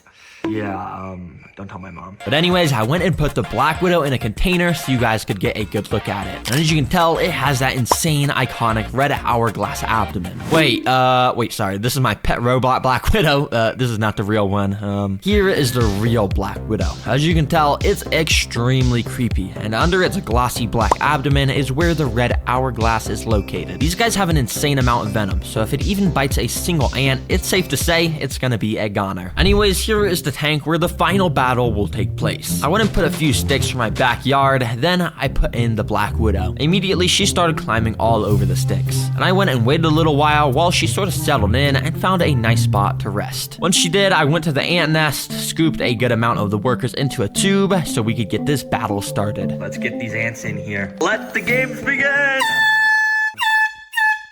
Immediately, the ants started to run out of the tube and down onto the sand. When pretty much all of the ants had made it down to the sand, some started to make their way over to the Black Widow, which was just perched right above them on the sticks. But I'm not gonna lie, I'm a pretty impatient guy, and I couldn't bear to wait for the battle to start. So I literally picked up the stick myself to bring the spider down to the ants. Immediately, the spider started to run around, and none of the ants really noticed besides this guy. That kind of bit the spider's leg or something and scared it away. The spider tried to escape as fast as it could by climbing the glass, but it was too slick. Once a few other of the ants had noticed the Black Widow was on the ground, they started to jump it. And it was actually pretty funny to watch because as you can see, there's barely any ants and the spider was so scared trying to run away at full speed. Bro, you're like the most venomous spider in the world. Why are you not just fighting back? And yeah, a couple of the ants just kind of continued to terrorize the Black Widow. But the thing is, all of the rest of the ants were kind of just doing their own thing at the other side of the enclosure. I had to make this more interesting, so I had a better plan. I went and picked up all of the ants to bring them back to the nest. All right, well, I got the Black Widow from the tank. And hey, the title did say 1,000 ants versus Black Widow. Let's actually put this to the test against 1,000 ants. And well, I dropped the spider inside, and it immediately started going crazy, running everywhere. And obviously, the ants did not act kindly. Every single worker went on red alert mode and jumped onto the spider, grabbing her with their mandibles and repeatedly stinging it over and over. As you saw with the cricket, ants do not mess around with stuff in their nest. And to my surprise, the Black Widow did not even get a chance to fight back. It's actually pretty crazy how quickly the ants had pinned it down and started to devour it. And yeah, well, that's literally all that happened. And that should answer your question of who wins in a fight. 1,000 ants definitely wins, and they basically beat everything. There's a reason why ants are the secret king of the animal kingdom, because there's quadrillions of ants around the world. Started to drop the little droplets of water. And initially, the ants were very confused. Some of the droplets were hitting the ants and making them get completely drenched in water. But to my surprise, it almost seemed like the ants wanted to get wet, because more and more of the ants started to gather around where the water was dropping, and eventually a whole pile of ants was getting completely soaked by it. You see, ants are amazing in their ability to work as a team, and in the wild, if a real flood occurred, a massive ant colony would literally join together to make a raft out of their bodies. And that way the important stuff like the queen and eggs could stay on the top and stay dry to ensure the future of the colony. And And on a mini scale, this is sort of what the ants are doing here. They're joining together to make a shield out of their bodies that will prevent the water from getting into their tunnels where all the eggs are stored. Wow,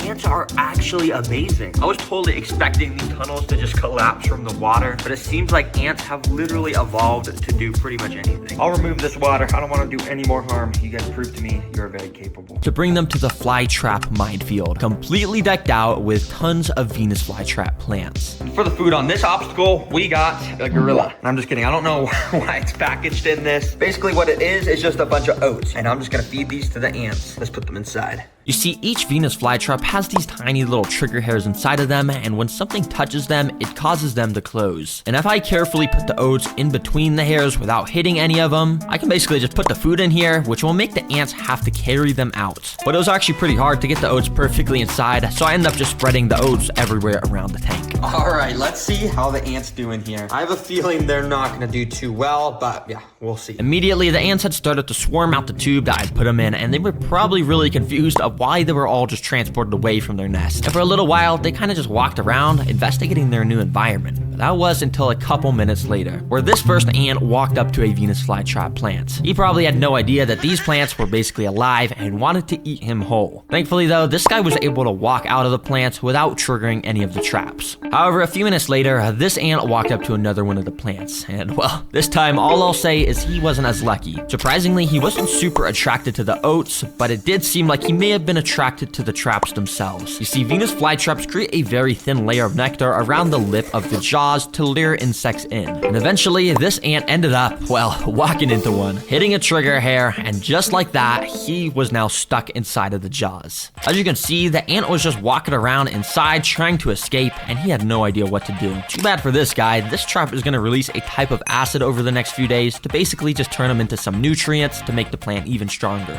Now, interestingly enough, pretty much all the ants I had put inside were staying away from the traps and were all grouped up around this corner. In fact, they were actually starting the process of digging some more tunnels. Now, these ants still think they're in the nest. They're just trying to dig. Well, I mean, I guess it's pretty smart if you're not getting eaten by the traps. Because over the next 20 minutes, only one single ant came across another Venus flytrap. This guy. Let's call him Larry. Now, Larry is a daredevil because he was walking all over the jaws of all of these plants, absolutely risking it for the biscuit. But eventually, Larry's luck ran out because of this happened. The jaw had closed on him, leaving half of his body stuck out of it. But this was actually pretty good for Larry because it means he had a chance to escape. Using all of his strength, which albeit is not very much, he tried pushing himself out of the jaws. But the trap is designed to just get tighter and tighter as time goes on, meaning this ant was doomed. Well, not actually, because I kind of felt bad for Larry, so I cheated nature and used my tweezers to open the trap. I safely got Larry out and brought him back to the rest of the colony. For this training, I have to pick up one unlucky ant and transport him to the antlion pit.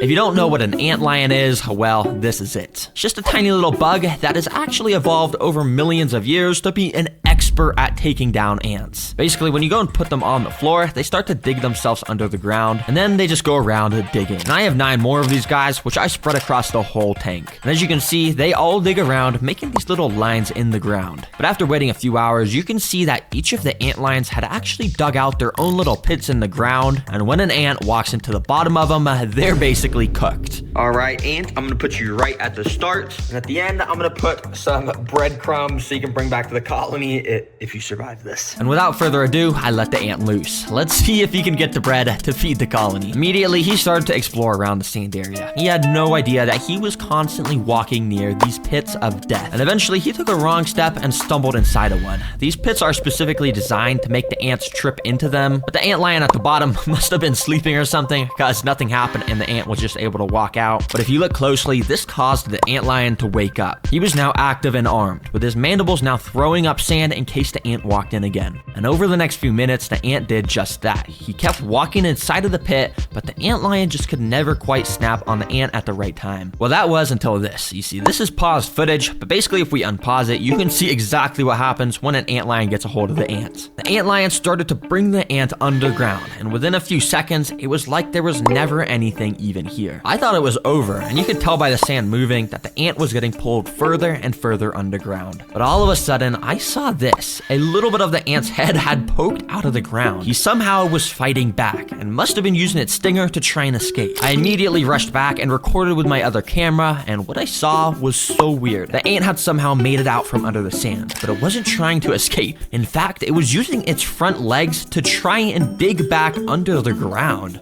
Bro, what the heck? Why is this ant digging like a dog? He's literally using his front legs to dig in the sand where he almost just got killed. Bro, this guy's crazy. Nah, bro, if you want to be eaten by an antlion that bad, I will gladly put you right there. Have fun, buddy. And right after putting him in this pit, this antlion also woke up and eventually snapped at the ants. And it once again started to pull him underground. But miraculously, this ant was able to fight back once again and somehow broke free, immediately ran out of the hole and straight over to the breadcrumbs to claim his prize. Nah, this ant tricked me to have me move him closer to the bread, and now he somehow won the challenge. Nah, bro, there is something up with these ants. I'm being dead serious. How on earth did he escape the antlion pit over here? And how on earth did he escape this one and then know to go to the bread? And now he's trying to bring bread back to the colony. Bro, well played. You survived. I'll bring you and all the bread back to the colony. So I brought it all over to the nest, and the entire colony was clearly super excited because they all swarmed the bread and started taking little pieces of it underground. Anyways, I went and waited a few hours and came back to find the nest even bigger. Yup.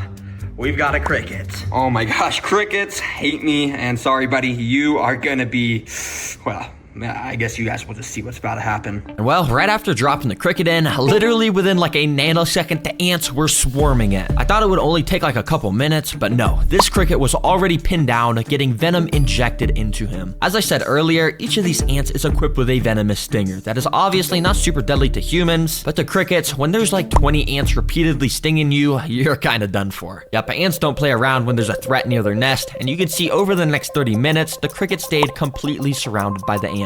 And I'm guessing they already started to rip its antennas off and stuff to get a tasty meal to spread with the rest of the colony. Dang, that was cool to watch. Anyways, dump all these guys in here. Feed free, everyone. This is way bigger than that tiny pill bottle you were in. Right away, you could see the ants starting to move around on top of the soil. Now you might be thinking that this isn't enough space for the ants. Well, it actually is, because this is specifically designed for the ants to dig out tunnels all along the sides of the glass. And as the video progresses, we're gonna see their nests get crazier and crazier. And yeah, most of the ants were kind of going crazy trying to climb up the glass, but after leaving them alone for only a few hours, you could see they were already starting to construct their tunnel system. Each of the worker ants would pick up singular grains of sand from the tunnels, walk up to the surface, drop the sand, and go back down to repeat the process. And when you have 1,000 ants, you can see they dig out a pretty good amount in only just an hour of this time-lapse footage. Oh yeah, it's sick to see the ants already starting to build their nest, and it should be fully dug out by the end of the video. Anyways, I've seen videos of ants doing insane things to survive, like in this one where they built a boat out of their bodies to survive a flood, or in this one where they built a dangling bridge out of their bodies to attack a wasp nest. So I was wondering, if I put my 1,000 ants into obstacle courses, will they do similar things to complete them, or are my ants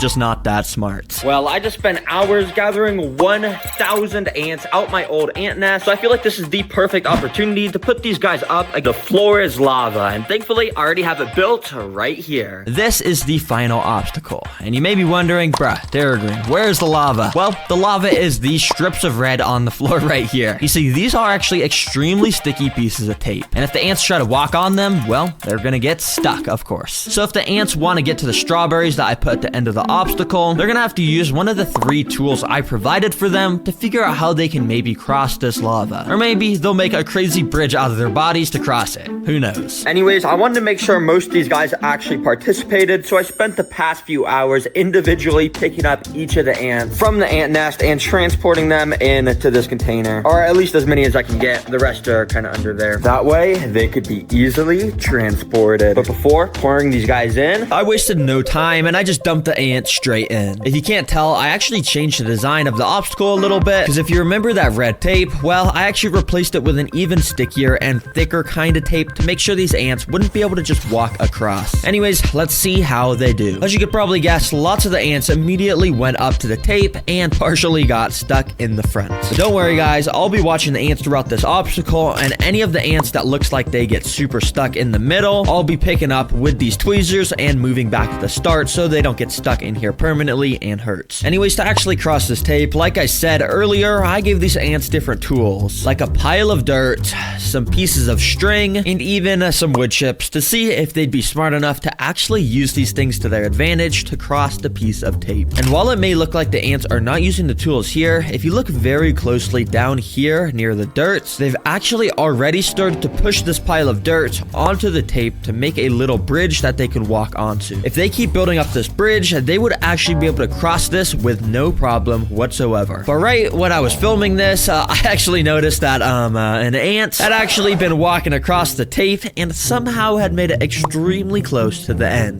Yeah, I have no clue how this ant just managed to ignore the stickiness of this tape. I guess his legs were just extremely strong or something, because he got all the way to the end where he had a bit of trouble pulling himself off the tape, but eventually he was able to do it, and wow. Well, this ant just technically passed the obstacle. Oh my gosh, bro. I didn't even see this ant, but I mean, he just passed the obstacle. I guess that's fair and square. Good job, bro. Why is it the past 3 obstacles, it's been a single ant that's clutched it up for the entire colony? But anyways, I gotta get all these guys off the tape so they aren't hurt at all. So yeah, I got them all picked up into a container and transported them back to their nest safely. All right, because you guys beat it, I'm gonna give you this piece of the strawberry. These ants are gonna have to break into a vault.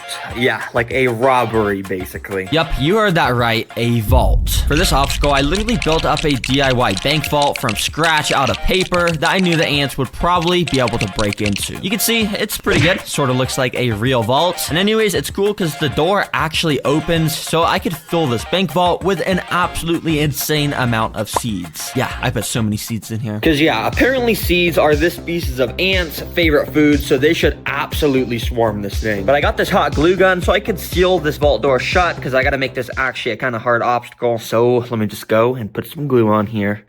Oh yeah, just like that. All right, the vault is completely sealed shut with glue now, so let's see if these ants can actually get the seeds out of it. This is going to be very interesting to watch. So yeah, I just put it in, and as you can imagine, the 1,000 ant colony immediately started to climb onto it. Especially when things are put into colonies' nests, they need to investigate it to make sure it's not a threat. And with this, I think they pretty much immediately knew it wasn't a threat, because none of them were biting it or anything. And actually, a lot of them were just using it as an opportunity to climb out of the enclosure. That's not good. But yeah, the vault right now is pretty sealed shut, and I don't even think the ants knew that there were seeds inside of here. So nothing really eventful happened, to be honest. Okay, this is not exactly going to plan. I'm just gonna take this box and put it in there. Oh, hopefully I didn't crush any ants. Okay, and then let me scoop up all the ants that fell off. So yeah, I got all those fallen soldiers back into the nest, of course. Well, that didn't exactly work so well, but I kind of knew it wasn't gonna work so well, so that's why I came equipped with this stuff. See, basically, it's a cup of water and a big cup of sugar, which I'm gonna pour into the water. Then basically, I can mix the water and sugar around to make sugar water, which ants love the smell and taste of. And using this paintbrush, I actually just wanna go and paint our vault with it. And basically, this will make the vault not only taste like sugar, but it will also just make it kind of soggy since it's made out of paper, and it should make it able so the ants can chew through it and stuff and get to the seeds. So yeah, I absolutely just soaked this vault in the sugar water, and without wasting any time, I got this thing in the nest. All right, ants, let's see how you do this time. And oh boy, were things a lot more interesting this time around, because right away, tons more ants were way more interested. You can see how after the ants would walk onto the vault, they would just completely stand still. That's because they were putting their mouth up to the paper and were just completely licking all the sugar off the paper. Yeah, this is not really what I had in mind. I thought this was gonna make them want to completely chew through the paper, not lick it, but yeah. So many ants got their fair share of the sugar. However, I didn't see a single ant even trying to find or even acknowledge that there were seeds inside of here. Well, that was until this moment. When you see this hole here, well, just out of nowhere, an ant just came up to it and walked into the hole, and yeah, there was just an ant inside of this vault with the absolute jackpot of seeds. I don't know how this hole got here. I guess maybe the sogginess from the sugar water made it droop or something, but wow. That is crazy. Oh my gosh, wait, I think the ants just completed the obstacle. Let me get all the excess ants off this safe real quick. And yeah, once the extra ants had fallen off, I cut open the vault to see if that ant had actually made it inside. And as you can see, he absolutely had made it inside. Oh my gosh, bro, your colony has no clue how much you just clutched up for them. Wait, imagine if this is Anthony, that same ant that beat the obstacle course. That would be insane, but I mean, I don't know if this is the same ant. But anyways, W ant. So yeah, I just went and poured the entire vault's loot pile onto the 2D ant nest. And well, the ants have been rewarded with the absolute motherload of food up to this point. Well, it's this thing. Yup, the ants will have to walk across this extremely narrow tightrope over a pit filled with fire and flames. Oh, I gotta put that out. Oh, yep, put that out. Oh, are you gonna go out? No, I'm just kidding. That would be crazy. These are literally my pets. I would never do that. But I will be trapping the ants down here if they fall by lining the walls of this pit with this super slippery liquid stuff called Fluon. I know you can't really see this stuff since it's invisible, but basically when an ant tries to walk up on here now, it'll just slip off completely. Yeah, this stuff is super slippery. And you guys are about to see why this challenge gets so interesting in a second. But if you look over at the 2D ant nest, you'll actually see I have a little hole here plugged up with some paper towels. And if you also look here, I got some tubing, meaning I can connect this to the obstacle. So yeah, let's just get this obstacle started. Come on, ants, let's get in here. Immediately after plugging in the tubing, obviously ants noticed and started walking in. I mean, there's 1,000 ants. You can't even get away from them for a second. But that's what makes these obstacles fun, because it only took like 10 seconds till our first ant entered the tightrope of doom tank. Now, to pass this obstacle, the ants quite literally just need to get one of these pieces of insect legs back across the tightrope, which I think might be impossible, but let's see how they do. Now, I'm not gonna lie, the ants started off with some pretty lackluster performance because our first ants that made it to this tightrope didn't actually walk onto it. They kind of just walked around it on the corner of this platform where they just ended up just slipping off. Yeah, come on, guys. What are you doing? But we got 1,000 ants, so I was expecting at least one of these ants to eventually step onto this tightrope. But as tons more ants started to walk into this room, yeah, they kind of all just did the same exact thing. And the pit started to get absolutely filled up with tons of ants. Come on, ants, what are you doing? No, I'm just kidding. I think this is actually my fault, and to make them walk across the tightrope, I just gotta fix something. Let me show you how to fix it. Basically, what I did was first of all tape 2 extra pieces of string to the tightrope to make it a bit thicker so the ants would feel safer when they walked on it. And also, I rubbed this insect jelly food on the tightrope to make the bridge smell like jelly. And yeah, hopefully this will make them want to walk on it. Now, this worked exactly how I wanted it to, because within the first minute, our first workers actually started to walk onto the tightrope and explored it, just very slowly. But over time, more and more ants started to walk onto it, and it was actually kind of funny because sometimes the ants would literally just be hanging from each other's legs because there would just be way too many on the tightrope at the same time.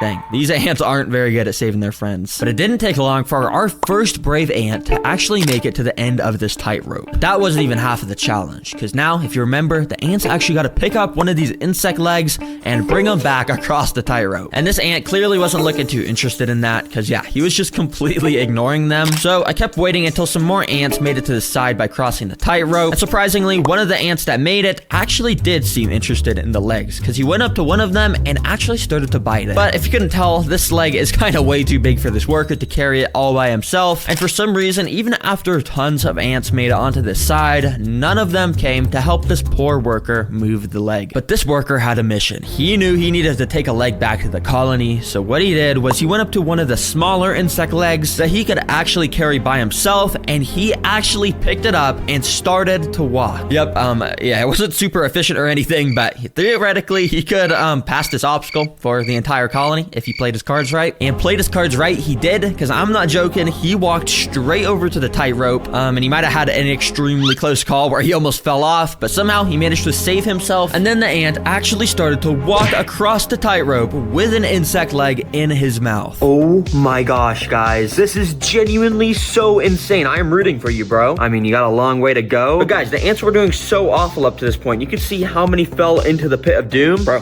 this dude, he's just an absolute killer. killer. Yup, literally none of the 1,000 ants decided to help this dude. He was doing this entirely solo. And so he kept on marching, completely ignoring any ants that were in his way. And this dude made it all the way to the end of the tightrope, where he then walked onto the platform to complete the obstacle. Oh my gosh, this ant is insane. Seriously, I gotta name this guy. I think I'm gonna name him Anthony. And we're probably never gonna be able to find Anthony again since all the ants look the same. But seriously, everyone spam some W's in the comments for Anthony. That was so insane. And since these guys beat the obstacle, I'm gonna give them the insect's legs as a prize. Thanks, Anthony. Hopefully you guys enjoy. Obstacle number 1 is this thing. Basically, what we do is put some massive dead insect food at the bottom, and then we fill it with a bunch of sand to turn it into one of those 2D ant nests. Basically, we'll be able to watch the ants dig out all sorts of tunnel systems in here, and if they actually find the insect food I hit at the bottom, then they'll pass the obstacle and move on to the next obstacles that get harder and harder as the video goes on. All right,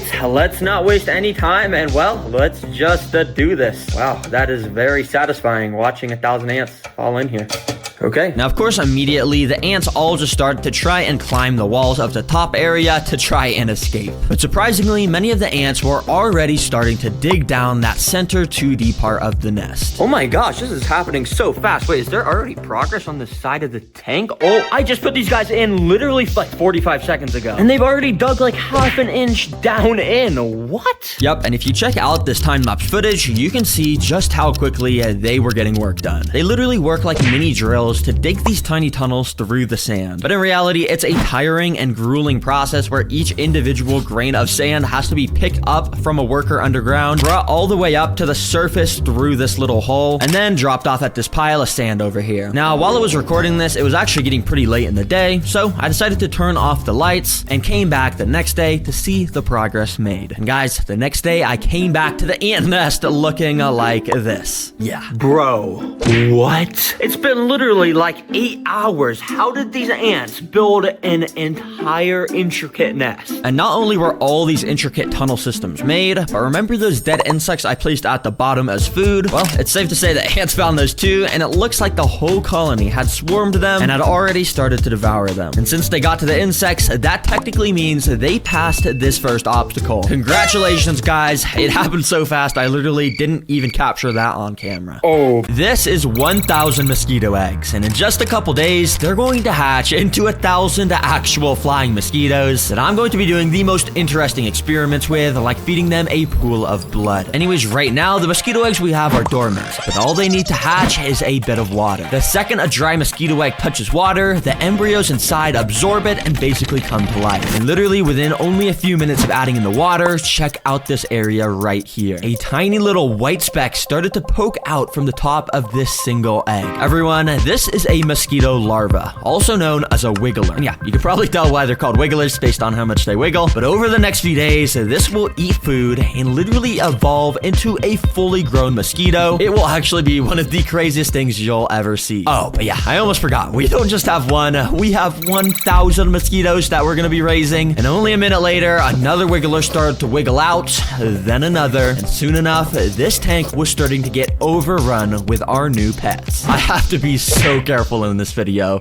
Adult flying mosquitoes are insanely attracted to light. I mean, they'll just swarm light at night. But I was wondering if that instinct starts when they are babies. Well, to figure it out, I turned off all the lights in my garage and watched what they did. Pretty quickly, the larvae actually started to rise to the surface way more. If you remember, most of the larvae were spending most of their time together, sort of near the bottom of the tanks when the lights were on. But yeah, with the lights off, they all like to be on the surface, apparently. Okay, that's pretty interesting. But now what I want to do is take this super bright studio light and position it pointing right at the side of the enclosure. So that way we can turn it on. Oh. There we go. And we can see what they do.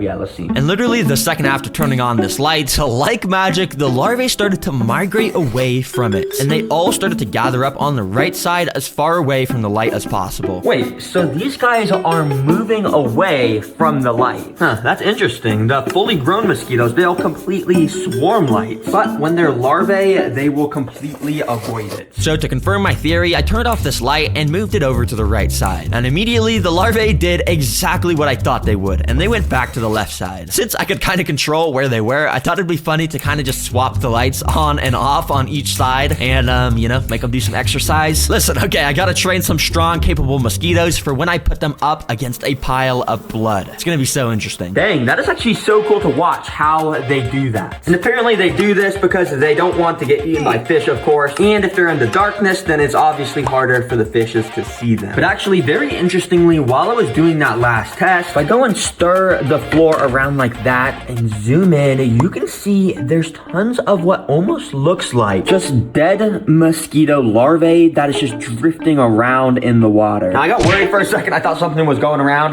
killing all the mosquitoes. But don't worry, I actually figured out that these are not dead mosquito larvae. You see, what these are actually the old skin of our current larvae. You see, these guys apparently shed off their old skin 4 times before becoming a flying mosquito. Basically, just like how other animals will molt their skin off when it's time to grow bigger. So, of course, not super special, but for when the larvae are this small, it works perfectly to crush up into tiny little pieces. And immediately after dropping in some of this crushed food, it sank down to the bottom for the larvae to start eating. Since the larvae were just born about an hour ago, they're still so unbelievably small that it's just so hard to see, but you can kind of make out the shape of its mouth if you look very closely right here. It's insane how there's a brain and actual life in something this tiny. Anyways, you can see they tried to eat most of this food, but it's still a bit big. So once it dissolves into the water, it'll become even easier for these guys to eat it. But things get fun quickly because these wigglers more than double in size every 24 hours. So I have a feeling if we come back tomorrow, these guys are going to be a lot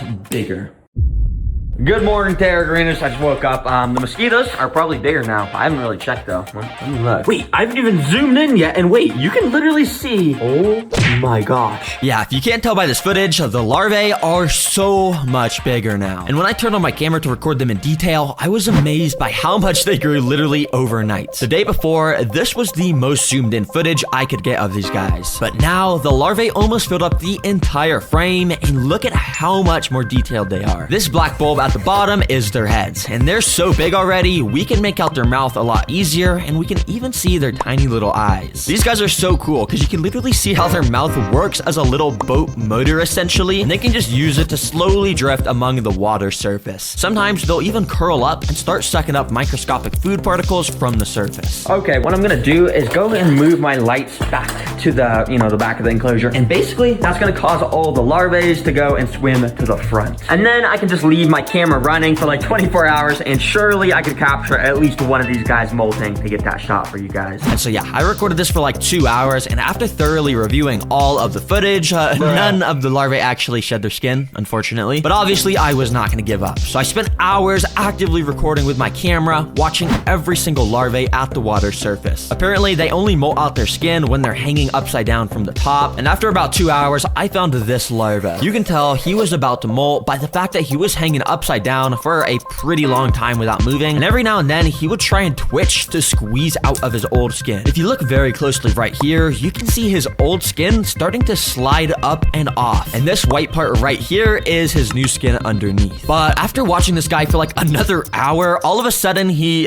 just started to float down, and he fell all the way to the floor and completely stopped moving. Yeah, apparently the molting process is actually really grueling for mosquitoes, and there's a chance that they can use all their energy while doing it and die, which I guess just happened to this guy. Rest in peace, bro. But of course, this was not gonna stop me, because I kept recording for longer and longer until I eventually caught this footage. Keep in mind, this is literally the first footage on the internet of a mosquito larvae molting because of how hard it is to catch, so you can't complain about how trash this footage quality is. But anyways, you can see it started to shake violently, and it started to slide out of its old skin. This dark part is his new skin, and eventually he was able to fully slide out, and only his molt was left behind. It's so cool to watch this happen, and after it does, the new larvae swims away and leaves the old skin behind, which that skin will probably get eaten by another larvae very soon for some protein. Let's go. I'm so happy we just got to see that. But in fact, I just spent so long trying to get that shot that almost all of our larvae now are pretty much fully grown, meaning yes, we're about to have 1,000 mosquitoes hatching in just a matter of days. Now thankfully, I had this big tank sitting in my garage, which would actually be a perfect fit to put over our current tank, so when the mosquitoes hatch, they won't be able able to just fly away. But obviously, there's a big opening on the bottom, which would be bad if we had to move this. All the mosquitoes would get out. So what I did was put our current tank in here while the big one was sideways. And then I got this piece of clear acrylic that I'm gonna be able to attach to the front. And when I attach this piece of acrylic, it's gonna make sure no mosquitoes can get out. But you're probably wondering why I got all these massive holes right here. Well, what I'm gonna do is this. And as you can see, I just put mesh in each of the corners so, you know, air can get in. But I left this hole open in the middle so I can put a little door here so we'll be able to put stuff in, but mosquitoes won't be able to get out. It's pretty simple to make though, because all we gotta do is attach this little sleeve contraption I made and put a clamp on the end. Basically how it works is if you want to put your arm inside, you go ahead and take off the safety clamp like that. And basically what you do is while you're holding it still, you gotta carefully stretch your arm inside, and then boom, when it's around your arm, it's very airtight and you can go ahead and put your arm inside. And you see I have access to here and the mosquitoes won't be able to get out, and it's very easy to go and take my arm out, keep it shut, and then I can go and put the clamp back on. And after I had my dad silicone the acrylic on, boom, this containment system is done. But guys, there's actually something I didn't tell you about these mosquitoes. In their life cycles, there's a whole nother stage of life before becoming mosquitoes that lasts about a day. And when I came back the next day to my tank, I noticed they were already entering it. Oh my gosh, guys, look at what I just saw. Take a look at the larvae in here. You see these little circular things swimming around next to the actual larvae? Those are the pupae, and that means they're about to hatch. You see, these pupae are also called tumblers because, well, they tumble down when they sense potential danger nearby. But the coolest thing is how these guys look. They got these weird, scary looking eyes. They got little horns that act as snorkels for oxygen. And of course, they look way different from a larva with that cool shrimp-shaped body. And if you're wondering how it looks when a larva turns into a pupae, well, this awesome footage from Backyard Bugs shows it. Basically, the skin splits at the thorax area, and very similarly to how the larvae molt, the new pupae will slide out, and yeah, it's pretty amazing. Yes, sir. These guys are so cool, but we haven't even got to see the coolest part. I actually have a jar of blood from a cow. Oh my gosh. Now, in order to make this have a chance to work, I had to fill up this little container with a bunch of blood, and then I put some saran wrap on top. This way, the mosquitoes could stick their little mouthpiece through it and get filled up with blood if they're hungry. Finally, I just warmed it up in the microwave so it would recreate the temperature that mosquitoes like, and I put it inside the tank. Let's see what these mosquitoes do. Now, for the first like 20 minutes, pretty much none of the 100 mosquitoes were interested. They were kind of just hiding around and not moving much, so I kept trying tons of new stuff, like dimming the lights, because apparently mosquitoes don't like to eat under the bright light. And after trying so much stuff and recording for hours, not a singular mosquito tried to eat this blood. And this cool footage, you can see mosquitoes literally only take a couple seconds to land on an arm and get completely filled up with blood. But for some reason, they only like to drink blood from arms, and not just liquid blood apparently, like we have here. Literally all the mosquitoes had gathered up on the other side of the enclosure to avoid it. Yeah, I literally just tried to record this for 2 days. None of the mosquitoes were interested. I don't think that shot's gonna be too hard to get because we're on like day 8, and check what has just started to hatch. Yep, that is a mosquito, meaning there's like 3 mosquitoes in here right now, so it shouldn't be long till we have much more. You see, the pupae get darker and darker as they get closer to turning into a mosquito. So since this pupae is bright white, I know he won't be hatching anytime soon, but these pupae here are extremely dark, meaning the mosquito is right under that skin, ready to crawl out. So to make the shot even easier to get, I'm gonna suck all the darkest pupae up into this little pipette and put them in this container to make it easier to record. Now, since the mosquitoes have already started to hatch, I actually had to use the door I made to get my hand inside so they wouldn't escape, and I used my little pipette to start sucking up as many of the dark pupae as I could. Then I put them into a temporary container and I started to film. Thankfully, the pupae hatched within only a few hours of turning black, so it was literally only about an hour of recording till I caught this on camera. Out of nowhere, this pupa here started to straighten out its tail. This makes a little tunnel here for the head of the mosquito to start squeezing out. It's so nasty, but you can see how this area here just keeps inflating. The mosquito is literally being born in front of our eyes, and you can see how it's leaving the clear pupa skin behind. All of a sudden, his little mouth pops out here that they use to suck blood, and soon after, you can see his wings popped out as well. Oh my gosh, guys, this is insane. Wait, this is happening right now.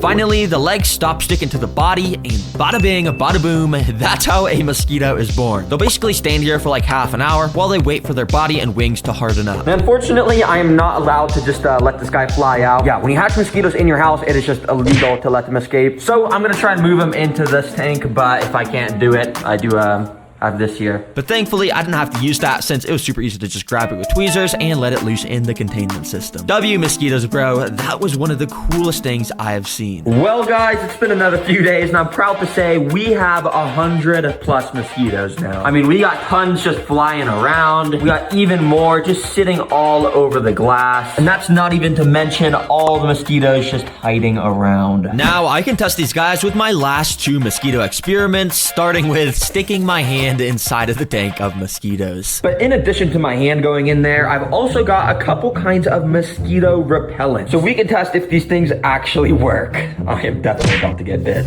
So I started to apply the first mosquito repellent to my arm by spraying it. You see, mosquitoes are insanely attracted to the scent and heat of human skin, but somehow the spray stuff completely blocks all of those and messes with the mosquito senses. Theoretically, when I stick my hand in there, I shouldn't get bit. Well, I guess let's just do this. And as I stuck my hand in, I got very nervous. I hate mosquito bites. They're flying very close, but yeah, I don't think they can even sense that this is a hand right now. Yeah, I literally left my hand in there another 30 seconds and not a single mosquito even landed on it. When normally they would definitely be swarming it. Dang, this stuff works good. If you need some mosquito repellent, I recommend this brand. It's not sponsored or anything, but it's pretty good. But now the second mosquito repellent I want to test. Well, you see this app right here? This app claims to literally make a sound that will repel mosquitoes. Oh, do you hear that? It's like a high-pitched buzz. Okay, well, let's see if this works. Now I've heard these apps are myths, but as I put my hand inside, the mosquitoes weren't instantly swarming it. In fact, they were acting kind of similar to earlier when I was testing the spray stuff, even though I had thoroughly washed it all off my hand. Maybe these apps actually do work. That was until I found this when I took my hand out. Okay, for a second, I thought this app actually worked. Now, let me turn off this ear-piercing sound. But then I realized I actually got bit like right there. Yeah, I can definitely feel it. It's starting to itch and stuff. Don't use these apps, guys. I can assure you they are fake. This is a bloodworm, and it is the creepiest, most disgusting creature ever. It even has 4 venomous fangs in each corner of its mouth that you definitely don't want to get bit by. Now, I'm known for keeping the weirdest pets, so of course I found a website that sells them as a live bait for fishing. Yeah, literally nobody buys these as pets. I think I'm literally gonna be the first person in the world, which means I'm gonna get to show off the crazy unseen abilities of these guys. So hey, let's just check this thing out. And after a couple of days, a truck dropped off the package at my house, so I could finally check them out. Here we go, bloodworms. Even as an animal expert, I am like pretty spooked about these. But anyways, let's just check them out. Underneath all the packing material were the bloodworms, so using some tweezers, I carefully removed one to take a closer look. And yep, this is a bloodworm. You can see that they are absolutely disgusting looking, and their mouth is even able to extend out of their body like an alien. But at the end of this part that expands are their venomous fangs, which they use to latch onto stuff like shrimp in the ocean, which I'll be showing off very soon. Now, one thing though, I actually bought 12 of these bloodworms that I'm gonna have to keep all in the same aquarium. So yeah, this is gonna be a nightmare. Now for the build, I'm gonna put in some aqua soil and a dirt mix. Eventually, we're gonna completely fill it with water because that's how bloodworms live in the wild. But for now, I just put a tiny bit of water in to keep the dirt nice and moisty. But I've already run into the first problem because I don't think I was supposed to add the water straight to the dirt. It kind of made it a weird consistency. And the water is just straight up black. So yeah, I drained the water, scooped out the dirt, and I washed it off in the sink. Then I put the soil back in, covered it in a thin layer of sand, and added the water back. As you can see now, the water stays fantastically clear. Nice. This mound here in the middle will be where I build all the decorations, and I'll even be putting in some red plants, and then finally filling it all up with water. First of all, let's get some pieces of wood in here. And I thought this design of multiple of these burnt looking ones coming from the middle looked pretty nice. I didn't want them sticking out the top though, so I broke off all those extra pieces and planted them in the sand below to give the whole wood structure a more fuller look. Now it's time for the rocks, and you may think these are just called river rocks, but in fact, that is not true. This one on the left is actually called an elderly boulder, and this one on the right is called a black venom boulder. Now those are some cool names. Just wanted to say thank you to whoever named them. But the best rock I have is this. It's actually not a rock at all. It's actually wood. Yeah, just like what I already got in there. Yeah, it's called petrified wood, and basically millions of years ago, it was buried under the earth and turned into a rock over time. But for this wood rock back here, I've actually got a pretty cool plan. As you can see, I've got a little can of sardines, which you basically just open by pulling the... okay, it just broke off. Okay. Okay, attempt 2. Basically, you just open it like this, and inside there's some like dead fish that you eat. Now with the sardines, I actually went and put one of them under this petrified wood. I'm doing this because I want to test to see if the bloodworms have a smell ability and whether they'll be able to find the sardine under it, dig it out, and eat it. Yeah, that should be pretty fun to watch. Anyways, now I want to get some red aquatic plants in here. So I drove to Petco so I could buy some. All right, I'm at Petco and I'm hoping they got some red plants in stock today. Oh, bro, there's not a single red plant in stock. I swear they usually got them, but I guess not today, huh? Instead, I had to drive home and go buy some online. Thankfully, though, there was a ton of websites with some nice reddish plants on them, so I went and added a bunch of them to my cart. And whew, it's gonna be pretty expensive, but hey, I say it's worth it for these red plants, baby. Check out. Since I bought the one-day delivery, the next day I got the package with all of the red plants inside, so I took them all out and started to put them around random parts in the sand. Now, a few of the plants they gave me weren't actually red, they were very green, but it's okay because I was starting to like the look of how it was all coming together. I also ended up getting these red ruby crystals that I scattered along the floor of the enclosure to add a bit more red in here to match that bloodworm color, of course. But as you can probably tell, I've been keeping the two sides of this enclosure completely empty. And that's because I want to build some custom DIY builds on both sides that the 12 bloodworms will be able to interact with. First of all, on the right side, I'm going to make a little cave they can all hide in. Now, in an old video, here is the finished triple-decker cave. Looks good, right?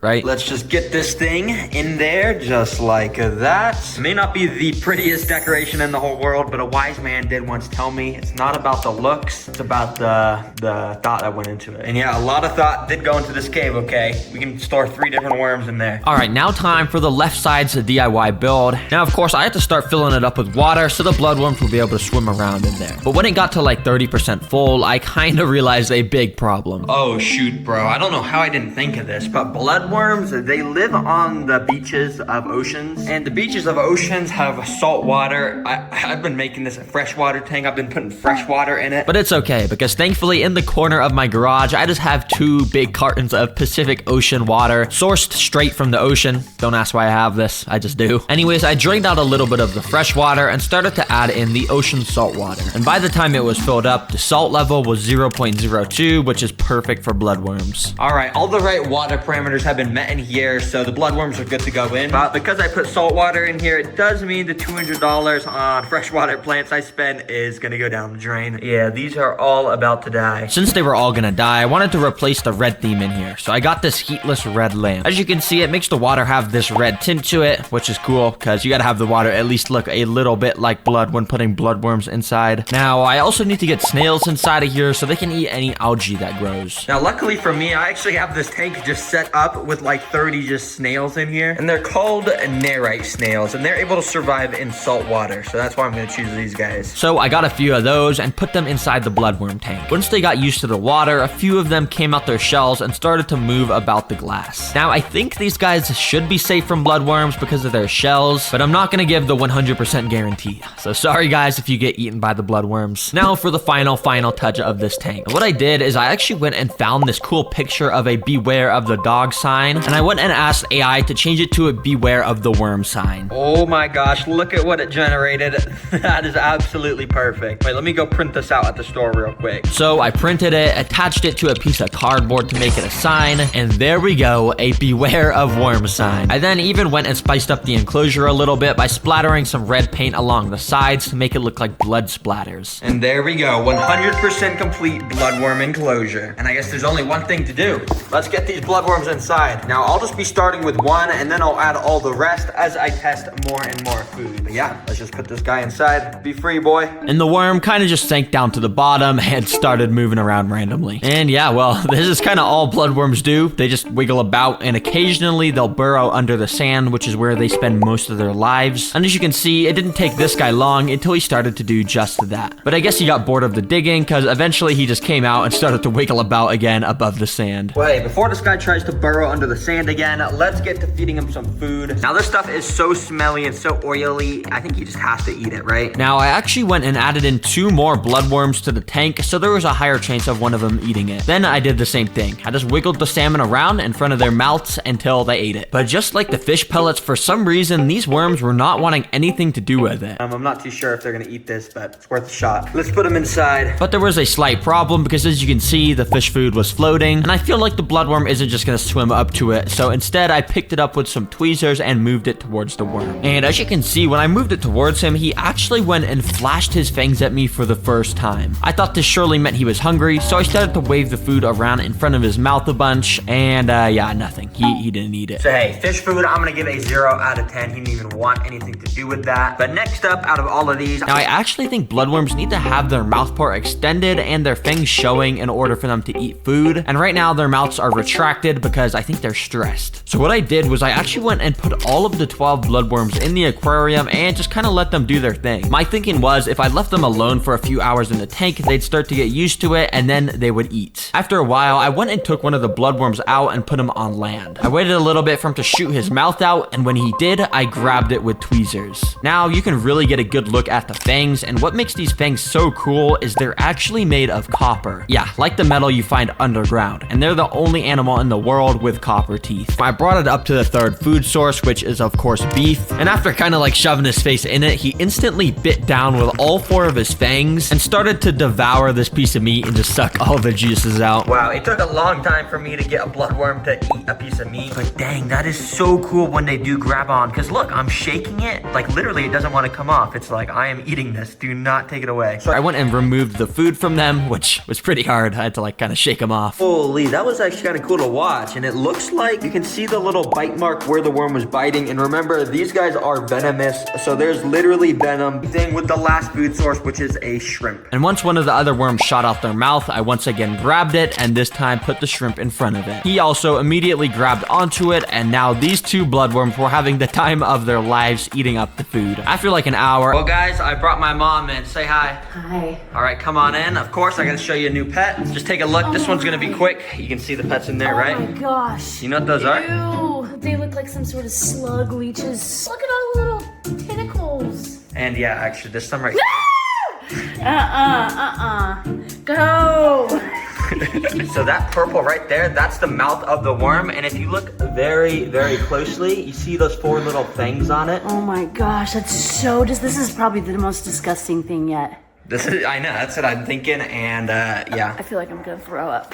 Old fish tank has a live fish and frogs. And just look at this monstrosity. Yeah, this is not even a fish tank. The water is straight up black, and somehow it says there's fish and frogs alive in that. How is that even possible? I need to save those guys. So in this video, I'm gonna buy that tank, completely revamp it into the best fish tank ever, and save the fish and frogs that are somehow still alive inside of it.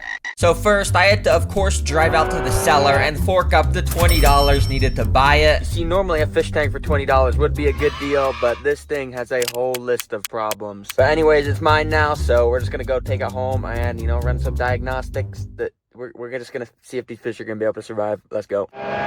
As soon as I got home, I got out some water testing strips. And after swishing them around, I figured out that there was a bunch of problems with the current water. I needed to get the fish and frogs out of there as soon as possible. So I quickly got a temporary tank, built it up, and added some healthy quick start bacteria to make it safe for the fish. And of course, I can't scoop the fish out of this straight up sewage water. Yeah, I can't even see through it. So I quickly set up a filter, and after a few hours, I was able to see through the water. All right, it's 100% clear now, and if there's fish in here, I'm gonna scoop it out with this net. Oh, did you just see that right there? It's a good thing these are still alive. Let me get you out. Thankfully, the frogs were still okay, so I scooped them out. And eventually, I even found the fish all still in good health. I identified the frog species as African dwarf frogs, which are able to survive fully underwater. And the fish was the species of black coolie loach, which is this weird snake-looking thing. But of course now, it's time to focus on transforming this. I honestly can't get over how bad this is, like genuinely, who built this? And to start the process, this thing needed to be cleaned. So I drained out the sewage water and got rid of it. And of course, I took everything else out because, yeah, we don't really want any of this nasty stuff. If I'm being honest, this is already 100 times better than that garbage we started with. But we're about to make this 1,000 times better. So let's give those creatures a new home. Anyway, step 1 was to buy a lot of money's worth of new supplies. Oh my god, $400. This is gonna be an insane build. And get them delivered to my house. But for step 2, we gotta actually get to building and, there we go. And to start the build, I'm gonna recreate that plastic arch thing that was originally in the tank. And I'm gonna base the entire theme of the new tank around that. Just obviously, I'm gonna be using real rocks, not plastic trash pet store rocks that are dirty. Yeah, this is so bad. Get this out of here. Anyways, the build was pretty simple. You just place rocks in and then glue them together. And then repeat that like a billion times. And after literally 4 hours, the cave arch structure was done. And I know, it might look like trash right now with all that exposed foam and stuff, but trust me, it's gonna look good soon. And speaking of looking good, let's get to the next part where we add in the floor and decorations. First, I'll do the floor, which I'm mostly gonna be making out of this aqua soil stuff. But I also kept some of the original soil from the trash tank because while it was dirty, it was actually some pretty good soil. But of course, it needed to be cleaned so I wasn't getting deadly bacteria and viruses in my new tank. So to kill all that stuff, I decided to boil it in some boiling water. Yeah. Alright, it's been boiling for a little bit and it's probably killed all the bacteria and stuff. But I was thinking this kind of looks like soup, so I'm just gonna go and see if my mom will try and drink it or something. I don't know, let's see. I made some soup. Do you want to try it? What kind of soup is it? It's dirt. No, it's mushroom. Okay. Is it really mushrooms? Yeah. No, like actually it is. You can No, just... it's not. No, it's not. It's raw. No. Yeah, it is. It's mushroom. Okay, I guess it doesn't really look like soup. She didn't fall for it. Anyways, I added it in and then poured a layer of gravel on top. The floor was now finished, and next up was the decorations, which basically meant I was just gonna add some plants and stuff. Yeah. For the plants, I got a delivery that cost $100 from some aquarium website, and I got straight to planting them. First, I covered the whole top of the cave in this moss stuff to make it look like grass was growing on top. Then for the rest of the plants, I just, you know, put them around the aquarium, as you do. Finally, I scattered some rocks and wood around. I just, forgot to record that part, so, just imagine this is footage of me doing that. Okay, the whole base of the tank is now complete, but this is honestly kinda average. Rocks, plants, you know, every aquarium has that. And I'm transforming this into the best aquarium to give justice to the poor frogs and fish, meaning I still have a lot of work to do. Next up on the list is to add custom technology in here that'll make the tank actually cool. And the first technology I got is this little water pump. And to show you what it does, let me fill the tank up with water, plug it in, and yeah, boy, it makes bubbles. Okay, maybe it's not that cool, but it is important to have this so oxygen can spread around the tank. Nice. Anyways, this next technology is actually cool. I was just wandering around Walmart yesterday and saw this little robo fish that apparently can swim around in the water by itself. That is too cool to pass up on, so of course I bought half of their stock. And on the packaging it says it even changes colors in the water. That's sick. But I don't really know how this works, so I guess I'll just press this button and, oh, the fins are moving. Okay, let me put this in the water. Wait, bro, look at this thing. This is actually pretty cool. Wait, I gotta get these other ones in here. Let's see. Okay, all the fish are in here, and this just looks like an aquarium now. I'm not even gonna lie. Bro, the actual fish are gonna be so confused when they see these ones in here. That is gonna be so funny. Anyways, for now, I'm gonna take them out, and later I'll be adding them back in with the live fish to see how the live fish react. This is an automatic fish feeder. Basically, I just gotta set it up on the side, fill it up with all types of tasty food, and now I just press this button on the side, and it'll drop food. Yeah, that's pretty cool. Or I can set it to be automatic every 12 or 24 hours. But there's no fish in here, so let me just take this food out so it doesn't get moldy and stuff. Okay, now the final technology, and this, to be honest, isn't anything special. It's just a water filter and a water heater, which is just some basic necessities to make sure our fish and frogs are able to thrive. And speaking of those guys, it's almost time to see how they're gonna react to the new transformed tank. But before then, I'm gonna first add in some friends for them. And I've got a lot of stuff. The first species I added in was a bunch of ghost shrimp, which, you know, are shrimp. They clean up the tank and stuff. Thanks, guys. But actually, this is a pretty cool species because as you can see, they're kind of see-through. And because of that, you can literally see stuff inside of their body. Like this guy just ate some moss. And because of that, you can see some green inside of his body. Wow. The next species I added in was 2 new African dwarf frogs and 5 more coolie loaches. And yes, these are the same species of fish and frogs that were in the original tank. And that's because those species that we already have are all social animals, and it wasn't ideal to only have the 2 frogs and 1 fish that we started with. The final species I added in was some neon tetras, just because, well, they look cool and they swim around schools and they look cool.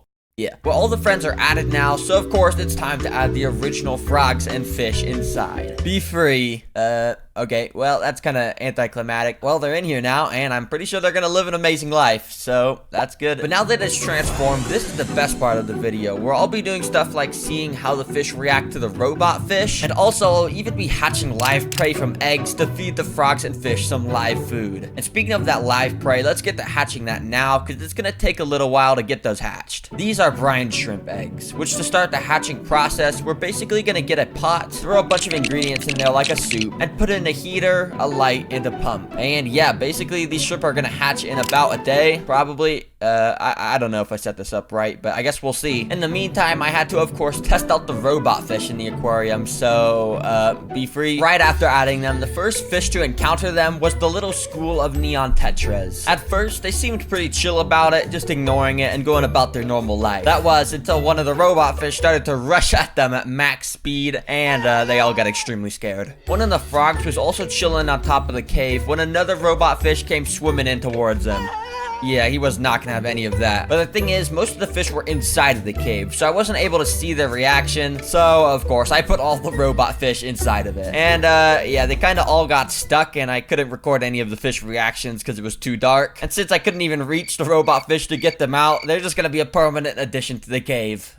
Nice. Anyways, I let a day pass so that I could come back to the brine shrimp eggs being hatched. And while it looked like 99% of the eggs hadn't hatched, if we zoom in a bunch on my bad quality iPhone camera, you can see thousands of little dots swimming around. Those are the brine shrimp. Listen, I didn't say they were gonna be big, okay? So I got my water sucker, sucked them up, and was ready to feed the fish. I first put a little bit of the shrimp right next to a lone neon tetra, and within seconds he started going crazy. It even attracted the attention of some of the other tetras, and soon multiple were sucking up all the tasty shrimp. Next up, I put some of the brine shrimp near a frog, and at first he seemed to not care, but then he started to, of course, devour them too. I guess these brine shrimps taste good. Dang. Finally, I put some of the brine shrimp near a coolie loach, and I was expecting this guy to start eating them too, but he kind of just, yeah, he just swam away into the darkness of a cave. Bruh. Well, even though I found this aquarium as a piece of garbage, I'm happy I was able to completely transform it and give a new home to the poor fish and frogs that were alive in it originally. I've gathered the craziest animal videos on the internet. Here they are. For our first crazy video, these guys were exploring a beach cave when this happened. Yeah, they got absolutely pummeled by a bajillion flies. Like, bro, what do you even do in that situation? You probably accidentally breathe in so many of those flies. Hey, I guess it's a little bit of extra protein. Okay, you are about to see a bear go above and beyond for a meal, because apparently there's a little worm bug thing in the soil under this tree, and when the bear saw it, he walked up to the tree and he did this. Yeah, bro literally started to knock down the tree until he literally did knock down the tree. And then he proceeded to dig through the rubble for this meal. Good job, bro. Hopefully that was worth the effort for the worm. Nice. Okay, someone has to explain this video in the comments to me because it makes no sense. Obviously, you can see a bird in front of an iPad, but then this bird starts to use the iPad like a human can. And it starts swiping through the pictures, not randomly or anything. Like, actually, this bird knows what it's doing on the iPad. And eventually, he gets to a picture of a sandwich and literally zooms in on it. And he starts doing a happy dance because apparently he loves sandwiches. what? I genuinely think this bird might be smarter than me. I'm not even gonna lie. Okay, I know the quality on this video is so trash, but it's literally because it's just so insane. Because if you look closely, this is a bee and this is a nail. And this bee is pulling the nail out of the wall. Yeah, and that's like the whole video. Like, is that not insane how a bee is pulling a nail out of the wall? This is either the strongest bee ever, or this is the weakest nail ever. Anyways, yeah, he pulled it out so you could go inside the hole. It's actually very smart. Okay, I feel like something could go terribly wrong in this video, because if you can't already tell, this is a real bear just sitting casually on a motorcycle with some humans. Yeah, but the craziest thing is, this bear starts to blow a horn. Nah, they trained this bear to be the car horn. Yeah, but I'm not sure why everyone here is just acting so casually. I mean, I guess this is Russia. I don't know if this is just a normal everyday thing there, but yeah, pretty crazy. Okay, so this may just look like a fun home video of people who found a dancing bug. I think we should get music to go to a But oh, this is not a friendly bug. It's a toe biter, and trust me, I've made a video on getting these guys as a pet, and I know they are not friendly. So that's why I wasn't surprised when this happened. Okay, bro, I just thought that scream was too funny to not show. Let's see that one more time. This might be the most evil pet owner ever, because look at this. Rocks, paper, scissors. He taught his bird to say rock, paper, scissors, shoot, and then he put him in front of a mirror to infinitely play rock, paper, scissors with himself. So yeah, this bird is in a never-ending game of rock, paper, scissors. Is anyone gonna tell him he's playing against himself? Okay, I'm not sure what's up with bears acting like humans in this video, because this security camera caught a bear that walked up to this family's car, and for some reason it got up on its hind legs like a human, and using its arms, it just opened the car door casually and started rummaging through the car. I have no clue how it just knew to open the door like that, but yeah, apparently it just ate all the food inside and then just walked away. Animals are getting too smart. Now, I found some pretty cool videos of shark cage encounters like this one, where the shark very angrily slams into the cage with its mouth open. To be honest, I don't know why people willingly go inside these cages. It looks pretty scary. But if you didn't know, the clips just get crazier and crazier as the video goes on. So obviously in this next clip, the shark that attacked the cage was even more aggressive. The shark grabbed onto the cage sideways and literally would not let go. Everyone was screaming inside, but don't worry, I think they're all safe because they were also laughing.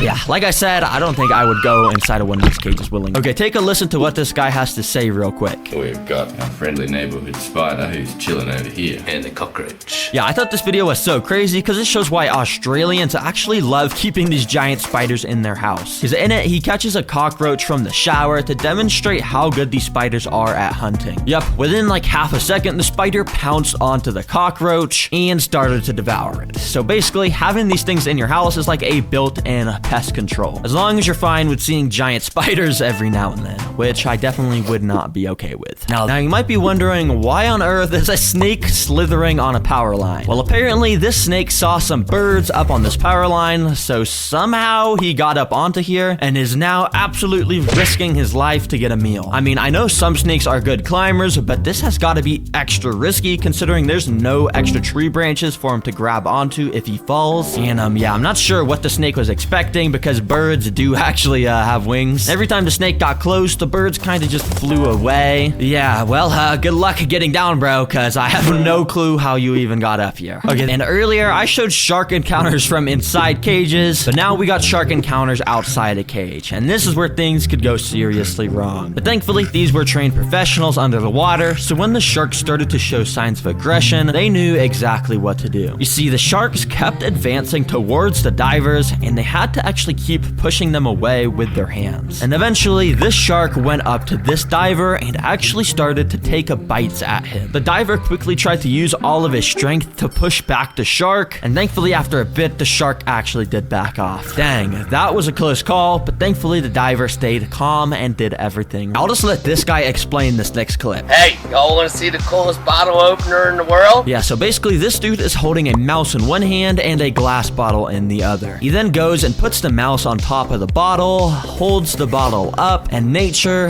does its thing. Break time!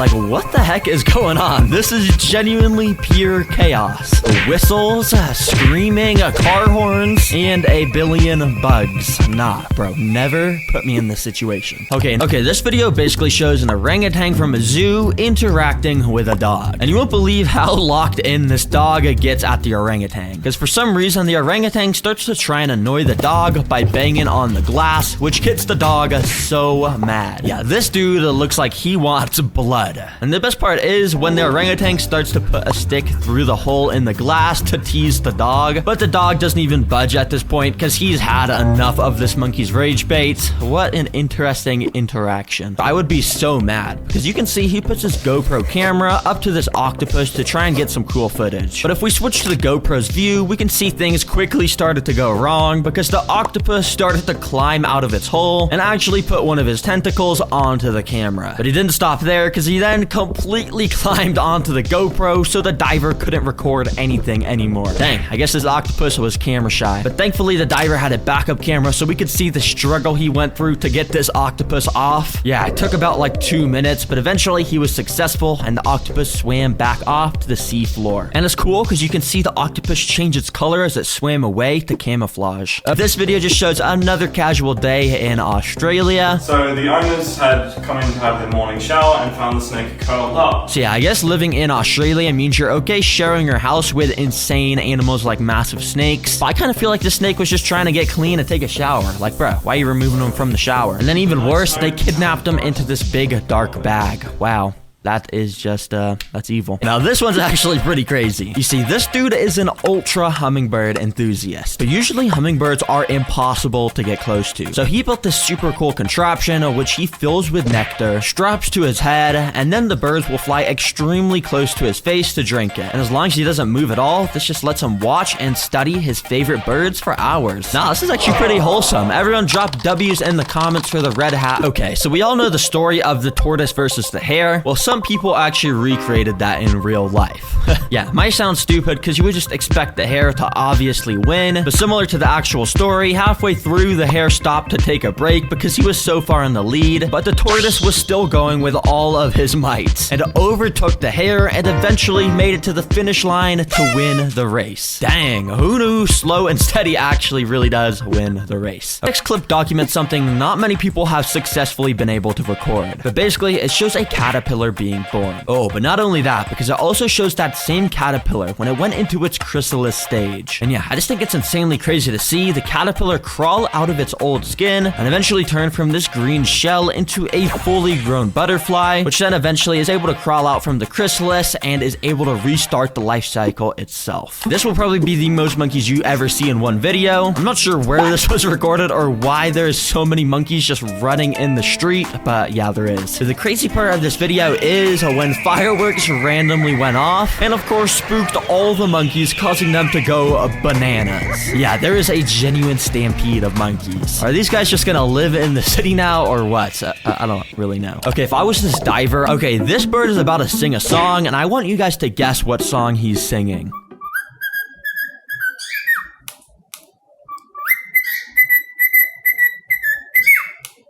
Yeah, he's singing the If You're Happy and You Know It song. And the craziest part is when he taps the beak on the table at the part where you're supposed to clap your hands.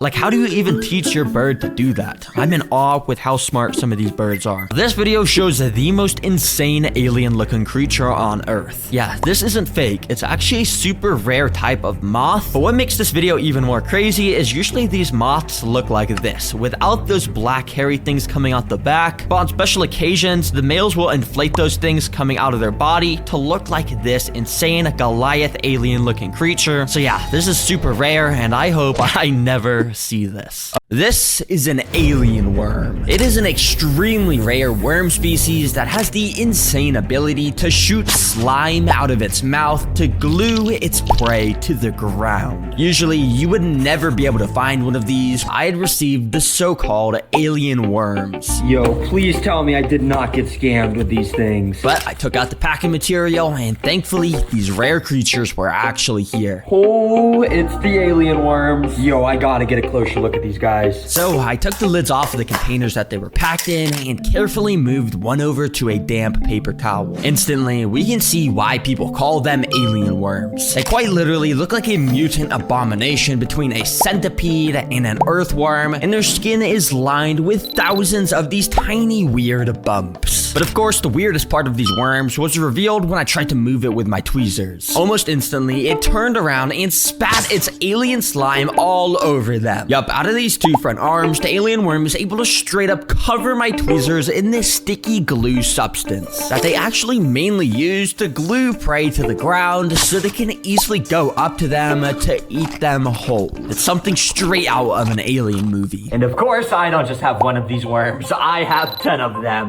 This is gonna be so fun. To get started, we need to recreate the alien worm's natural environment in this tank, which surprisingly is not actually some alien planet. These creatures actually live in the Central American rainforests. So I'm gonna be using some spray foam to make the background of this tank first. It's been a while since I've used it, but spray foam is the ultimate cheat code for rainforest tanks. Of course, because of the amazing ability to be able to stick stuff like dirt, sticks, and tons of other natural stuff to it to make it look, you know, natural. And once this background is looking pretty good, step 2 to making this tank is to do the floor, which is surprisingly important for our alien worms to get right. But thankfully, that's not too hard to do, because basically all we gotta do is just take some of these clay balls and pour it in like that. Then once that's filled up, we gotta get out some window screen. If you're a terrarium expert, you'll probably know I'm making a drainage layer right now. By cutting out this window screen and putting it above the clay balls, it lets water drain down into it, but it will still let us put our dirt right on top. Now, you may have noticed that whenever I've had one of these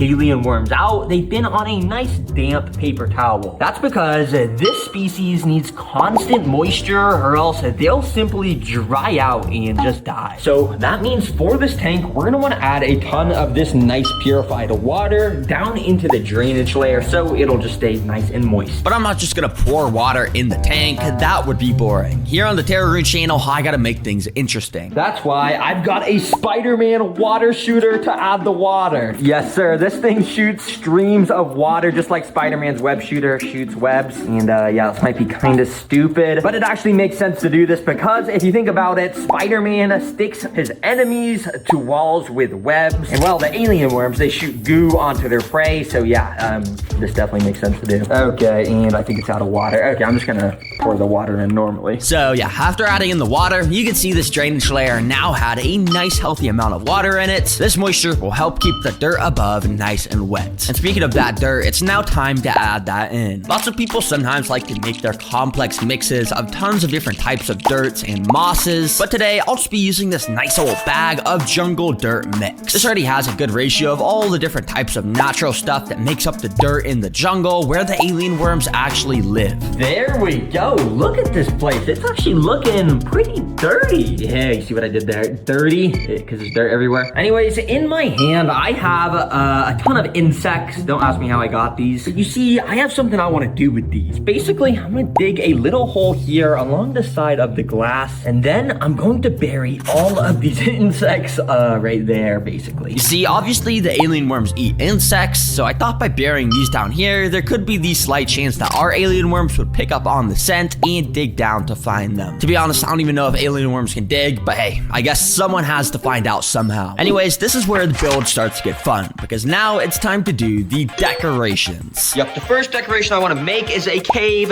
made out of rocks. But it's actually cool how you make it. Let me show you. Yeah, you may just think that we could just stack a bunch of rocks on each other and call it a cave, but in reality, there's a lot more that goes into it. What I actually had to do is buy these wooden skewer things and essentially start poking them into the background to make these little platforms for me to place rocks on top of. This essentially lets me create an arch shape out of all the rocks here that the alien worms will be able to walk under. Then we basically glue all these together with some more spray foam. Yep, since it's black, it blends in pretty well. And once I covered most of the excess spray foam with some more rocks and dirt, boom, the cave is done. Alright, but this place is still looking pretty barren, so I figured it was time to finally start adding some color around with this nice moss. Not only is it super beautiful, but if we leave it alone for enough time, it'll completely grow over the whole tank in a bunch of greenery. Okay, for the next decoration, you guys might think it's stupid, but I think it's genius. It's this stuff. And if you don't know what this is, it is modeling clay. But trust me, I have a good purpose for it. Because if you take a look at it, you'll notice how it's super stringy and almost slimy looking when I pull it apart. Almost very similar to how the alien worm slime that they shoot looks like. So I thought it'd be pretty fitting to start just stretching this around parts of the background and other parts of the tank to basically make it look like there was a bunch of old dried up slime that these alien worms had shot around the tank. And of course, right now this stuff is still soft and could be bent in any way, but in a few hours the air will harden it up and make it non-toxic for our worms. Some people might say this just like made it look uglier, and I would kind of honestly have to agree. But also, it just kind of adds character, so I think I'm gonna keep it. Alright, then I just quickly added in some plants because, you know, nature has plants, so I figured this would just help the place look more natural. And finally, yeah, I just had one more decoration. Yes, sir, I got an alien statue to put inside. We'll put that right there. Yeah, I mean, we literally have one of the most alien creatures that exists on all of Earth, so it only makes sense to have this in here, so I'll always know what's in the tank. Now, before adding in our alien worms, there's one final thing we got to do. I've got 3 different life forms here of different animals I'm gonna add inside. Let me get them inside. The first life form I'll be adding is very simple, but very effective. It's springtails. You almost certainly know them if you've seen my channel before, but in fact, right here, I bought over 3,000 of these little guys that I'm going to release into the tank. Since we're gonna be keeping it so unbelievably moist,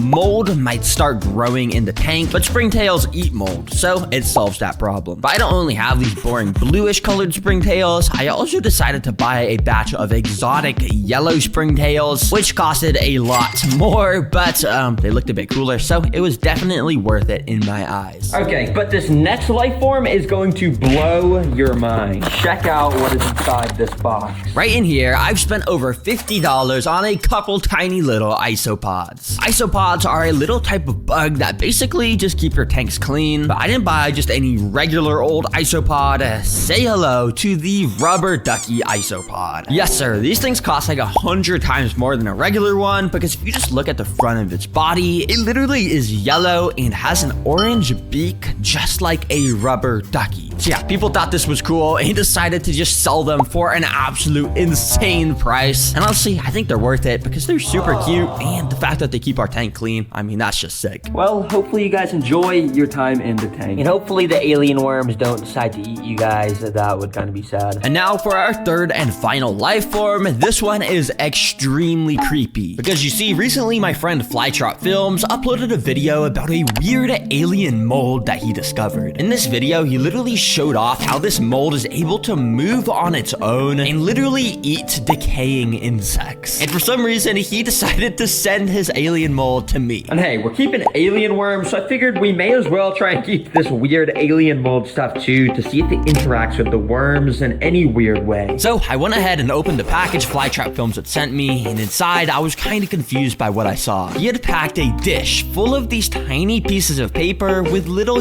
yellow specks on them. Now, I'm pretty sure these yellow specks are the slime molds. And because they grow at a rapid pace, it shouldn't be very long until ours come alive. So I'm pretty sure to make this alien mold come alive, we literally just plop the specks of it on this little dish, just like that, and then we put this oat right on the other side, so they'll have something to eat. All right, let's see if these start moving. So yeah, I just left my camera recording, and it only took about 30 minutes until one decided to wake up. Out of nowhere, this one at the bottom left started to pulsate its yellow body like crazy, and then it slowly started to grow off of the edge of the piece of paper it was on, and it started to walk towards the oat I had put inside. Yup, I have no clue how a literal mold is able to walk, let alone find food sources to swarm and eat, but after the mold got to eat a bit of this oat, it got enough energy to grow upwards towards the middle mold to merge with that and grow even stronger. Oh my gosh, I just woke up, guys, and look at this alien mold, what it's doing right now. Not only has it moved so much, but it's going to the other alien molds to like eat them. Nah. The alien slime mold kept merging around with more of the molds and eating more oats. And as I kept watching, unfortunately the dish kept getting all condensated and stuff, and basically blocked my view from getting all the interesting shots. But thankfully, we could still see some of the growth on the sides of the condensation, and you can see how active it was under there. Oh my gosh, guys, look at this alien alien mold. It is so crazy how much it is able to just completely devour these oats. And yeah, considering this thing started as a little tiny piece of mold and eventually got this big, it tells me that if it escapes into this tank, it might grow large enough to cover the entire thing. So, of course, I'll be going ahead and putting this alien mold in the cave like that so it can continue growing. And of course, at the end of the video, I'll be seeing if the alien worms interact with it in any sort of weird way. Anyways, this tank is now completely finished and ready for our alien worms so we can learn all about them. All right, let's get these alien worms in. Now, if you remember, I was moving them with tweezers earlier, but that was causing them to spit their slime at me, which I don't want them to have to do in defense since it probably stresses them out. So instead, I'm gonna try and gather them up with this spoon so the squeezing doesn't spook them. So I went ahead and gathered them all up and scooped them all into their brand new enclosure. It's pretty cute watching them all be bunched up into a ball like this together. Apparently, a group of these alien worms is called a cuddle, which I think is pretty fitting. But as you can see, it didn't take very long for a few of them to start venturing off on their own to explore. Out of all the worms I had gotten, most of them were pretty decently sized, like this one. But as you can see, a few of them, like these two, were still super small babies. Which I'm not gonna lie, these guys are super cute, and I wonder which kind of prey they even eat and if they can shoot slime too. But yeah, I just think it's kind of stupid how each of these alien worms costed me $150. Even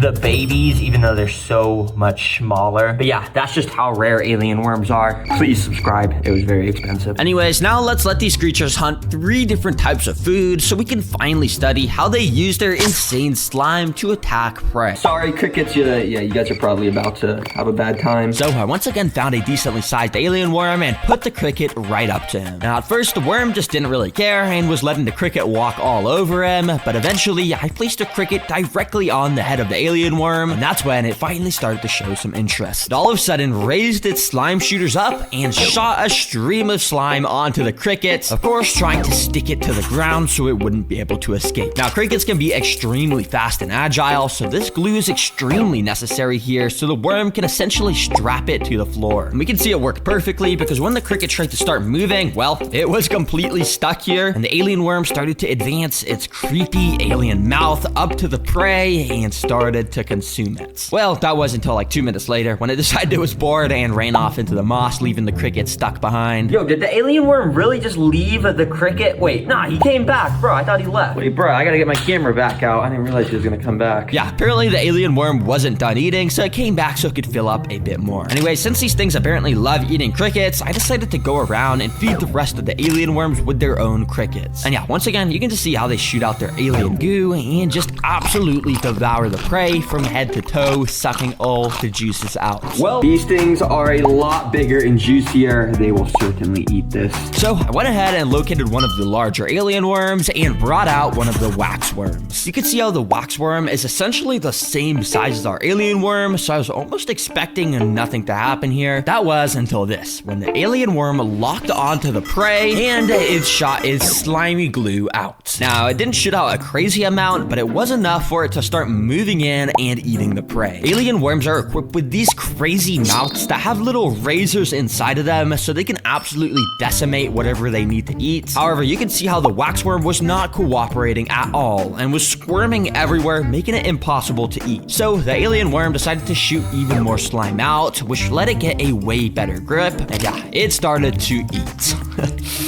Dang, that is cool. I swear, this worm is literally a straight up assassin. How is it taking down a worm that's basically the same size of its body? It's sort of brutal to watch, but it's also insanely interesting because there would be times like this, and this yellow liquid would just start to leak out of the wax worm, which the alien worm would just instantly slurp up. You'd probably like to see why I like to call these things alien worms with how weird they are. Yo, let's go. It was actually sick to watch these guys get eaten. But of course, while I'm thinking the bigger alien worms certainly aren't gonna go for them, we'll see what the baby alien worms do since they're so much smaller. So I immediately dropped one of the flightless fruit flies right next to one of the smaller baby alien worms. And initially it seemed like the worm was maybe sort of interested in the fly, but it wasn't attacking it or anything. But that was until this. Did you see that? Let's rewind that and play that back in slow-mo, because if you look very closely, the worm actually locked onto the fly and shot its alien slime out. Yep, this string of white stuff is the slime that had actually managed managed to land on the fly. But yeah, because it's a baby, it barely shot any slime at all. But even though the slime had completely immobilized the fly, making it not be able to escape, for some reason, our alien worm did not go up to it at all to eat it. And for the next few hours, each time I tried to get one of these baby alien worms to eat a fly, it straight up just didn't. Okay, bro, I feel like if they were starving, they would eat these flies. But since these things are literally just so small, I feel like it's not even worth their effort to try and eat them. Oh, guys, we cannot forget about the alien mold that I put in the cave. Check out how much it has grown. It's like taking up the whole dish. But of course, I wanted to see if the alien worms would interact with this thing in any weird way, so I went ahead and brought some of them over. Now, of course, don't worry, despite this stuff being literally mold, it's not dangerous in any way to anything that's alive. And apparently our alien worms knew that, because this one decided it just wanted to start walking all along the side of this alien mold stuff. Okay, bro, even though this alien mold is completely harmless, I just feel kind of weird about letting this guy crawl on this, but I mean, I guess it's fine. Dang, I wonder what it feels like to walk on that stuff. It's gotta feel weird. But yeah, nothing monumental happened. It was just kind of cool to see the alien worms be sort of interested in this mold. I found this website that will sell me a pet leech. Dang, $20 for a pet leech. That's a bargain. I'm gonna buy 2 of these things. Let's just get this checked out. So in this video, I'm gonna build a home for them, show off everything about keeping a pet leech, and literally let them suck on my arm. Yes, I am not kidding. I'm gonna let them do that, and I might get some unknown deadly virus. This is easily gonna be my weirdest pet. Anyways, until the leeches got delivered, I got out a 20-gallon aquarium and a ton of rocks to get its enclosure built. Step 1 to make its home is to make a rock arch. To do that, I got out some water-safe spray foam and sprayed the entire left side of the enclosure, and then I covered it with some lava rocks. You see, leeches spend most of their time in the water, but they actually have the ability to crawl on land like a worm. And basically, by connecting all these rocks with foam, I was able to build an arch here that I could cover with dirt to make the land portion of this enclosure. On the land, I put some very simple decorations like a piece of wood, some carpet moss, and a small plant to complete it. Alright, the land area is looking pretty nice and small and cozy, and it's gonna be so cool to see the leeches swim onto the land so they can eat food and stuff. Oh, and also if you're wondering where I got this beautiful plant, it's of course from Walmart. Gotta keep the channel's tradition going, you know. Anyway, step 2 of this enclosure is to create the water portion. Now, I started by getting out some of this black aqua soil stuff and putting a layer of it down because it'll allow us to grow some beautiful, luscious plants in here. But first, I covered the soil with a layer of sand and started to scatter giant river rocks along the bottom. I figured it'd be cool to make this place look like the bottom of a river, since that's where leeches live in the wild. To finish the river look in here, I put some smaller river rocks around, and then I put some extra small tiny river rocks around, and then I put some extra tiny small river rocks around, which aren't really rocks anymore, they're just kind of like gravel, but yeah. Anyways, now it's time for the aquatic plants. So I drove over to the local pet store to buy some. Okay, here's the aquatic plants, and I always hate buying these because look at this, they're so expensive. Anyways, let me just pick out a few that look cool. And yeah, this cart right here costs like $70 for 5 plants. Anyways, when I got home, I used my artistic skills to find the most optimal location to plant each plant. And by that, I mean I just put them around randomly, but after putting them all in, it actually looked pretty cool. Alright, dang, this is actually gonna look pretty good once I add water in here. And also, it turned out really good how that rock arch makes like a little cave there. That's gonna be really cool. I guess the leeches are gonna be able to swim there or something. Anyways, leeches are freshwater creatures, so I just filled the enclosure up with some normal water, you know, pretty simple stuff, and in no time it was done.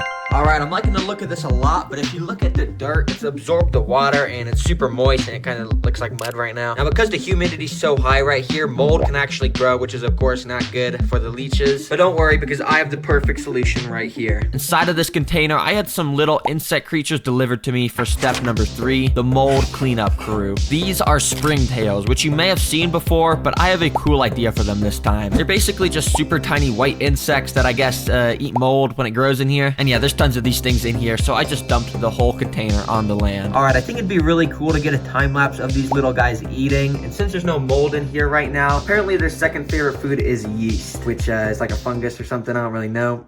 You use it to bake bread. But basically, I'm just gonna sprinkle a little bit right here and we'll see what they do. I don't even know if this is gonna work. So I waited for the springtails to absolutely devour the yeast up, and they were all kind of gathering up around it, looking like they were probably eating it. And as you can see, this part of the yeast kind of changed. I don't know if that's that's just because it soaked up the water from the dirt or what. I guess I only record the springtails for like 30 minutes, so it's not a very eventful time lapse, but this is what it looked like at the end. Now for step number 4 of completing this enclosure, we gotta put some technology in here like always to make it super good. Now first of all, I got out this machine, which you may have seen in some of my previous videos. Basically, when I turn this little dial, out of the end of the tube, a bunch of fog comes out. So I set that up on the side of the glass and let it run for a minute. Dang, check this out. It completely transforms it from being kind of boring to like super spooky. And honestly, it's a little bit too much fog. Let me get some of this out of here. Okay, that's better. But you know, it's cool. Adds to the atmosphere. Leeches are pretty spooky. And you know, I'm going to be letting it stuck on my arm. It's not going to be fun. Anyways, for the second technology, well, this one's a little useless, but it's cool. Okay, so I was walking around Target earlier and saw these little robot turtle toys on sale for about like $8. And I think it'll just be funny to put these in the water with the leech, you know, once we add them in. But let's just test them out real quick to see what they look like. Okay, I got it. And I think you just like press these buttons and okay, its arms are moving. Yes, let me just put it in the water. Let's see what this thing can do. And, oh, it's moving. And it's just swimming into the glass. Okay, I guess it's kind of cool. Okay, it's not that cool to be honest. Well, let me put it on land. Let's see if it can walk on land. And, yeah, okay, can't walk on land. Well, this enclosure is now 100% complete and ready for probably the weirdest pet I have ever got to be put inside, the leeches. So I guess just cut to when I get that package. Alright, supposedly in this box are the leeches. I just got them shipped. I still can't believe we're going to be keeping these as pets, and I'm literally going to be letting it suck on my arm. This is not going to be fun at all, but it's going to be pretty entertaining. But hey, let's just go get these guys in their enclosure. We don't want them in their shipping box anymore. Let's go. So I brought the box inside and opened it up. Oh, nah, bro. The leeches are inside this little foam box. I do not even want to open this up. Inside the box was a little plastic container with water and the leeches, which I moved into this bigger container of water. And well, here they are, my new pet. Aren't they so cute? Oh, are you seeing this? This is so disgusting. This guy's just climbing up the side of the enclosure. They're already trying to escape. But despite how nasty they were, I had to transport them to their new home, so I tried to scoop them out. Okay, I got one of them up against the wall in this little container, and I'm just gonna try and scoop it up. Oh, there we go. Oh, shoot, it's not going good. Oh, no, is this thing trying to escape right now? No, this is not the time. Can you please go back in the container? Oh my gosh, it's just on my table. But eventually I got it back in, and I was able to put both the leeches into their new home. And right after dropping them in, it didn't take long for the leeches to start swimming around and be super active. Basically, how leeches work is they mostly get around by swimming around just like this, like how a sea snake would. But on one end of their body, they actually have a little suction cup so that they can grab onto walls and rocks so they can stay still. And of course, on the other end of their body is the mouth that they use to, of course, grab onto animals with. Okay, as you guys know, these leeches get most of their food by sucking the blood out of other animals. Hi. I'm just bringing you in here because I want to show you my new pet. All right, so basically just look at its cage and I want you to guess what's in there. Oh my god. Dude. Do you see anything in there? Yeah, it's in the jar. Yeah, right It's there. disgusting, in the dude. jar. I had to put it in a jar just because. Is it a centipede? A centipede is I underwater. don't know. That's a leech. No, dude. A pet Dude, leech. no. Isn't a pet leech cool? No. Is it the sucking of the blood leech? Yeah, sucks your blood. But you know, we gotta feed it. Oh, right. I see where you're gonna go with this not happening. Yeah, don't worry. We're definitely not gonna be feeding it anyone's blood. But I want to show you this thing you see on top. You can put fog inside. That's neat. But I don't only have fog. We also got some turtles. Some little turtles. Yeah, they just kind of move around. They're kind of cool. Why is it in a jar like that, though? Oh, you're wondering why it's in a jar? So basically, it's in a jar because I need to do something with it, and I need you to record me do something with it. Oh my gosh, okay. So basically what I'm gonna do is I'm gonna pick the leech up, and I'm just gonna take all the water out, and then I'm just gonna put this upside down right here. And basically, I need you to take my phone and record me sucking the blood out of my arm. No, you're not gonna do that. Yes, I have to do it. No, we're not, dude. Why do you have to do that? Because I said I would do it at the start of the video. Oh, right. I'm just gonna take the jar and put it here. Oh my gosh, So it does no. something. Why are we doing this? Don't worry. No, dude. So this might take like a couple minutes. I don't For know. it to even get out of there? Yeah, you see how the suction cup is on the jar? Yeah. Here, maybe I can like it. Okay, it could happen right now. It could happen right now. No. No! Okay, it's biting me. Dude, why are we doing this again? Go back a little bit. Oh my gosh, oh my gosh, oh my gosh. Okay, it's biting me right now and it's sucking my blood. I feel the blood coming out of my arm. Oh my god, Okay. no. Ew. feels so weird. Does it? So basically, it's injecting like a chemical in my blood right now to make it run faster so it can suck more blood out. Oh my God, are you serious? Can it really harm you? no, Does it do hopefully anything not. to you? So I don't know how to get this off actually. No, I'm flicking it off. No, so you can't flick it off. Okay, so the teeth are like going harder into my body. So some people feed these for like 3 hours at a time, but yeah, I'm not doing all that. Oh my gosh, they actually let them feed your blood for 3 hours. Yeah, you just kind of want to like trick its teeth into like scaring it, you know, so it will unbite it. All right, and just like that. Get off, get off, get off, get off. Oh my God, get off. Bit me again. There we go, just like that, it's all fine and dandy. So that's my new pet. What? No, dude, let's just throw it in the toilet.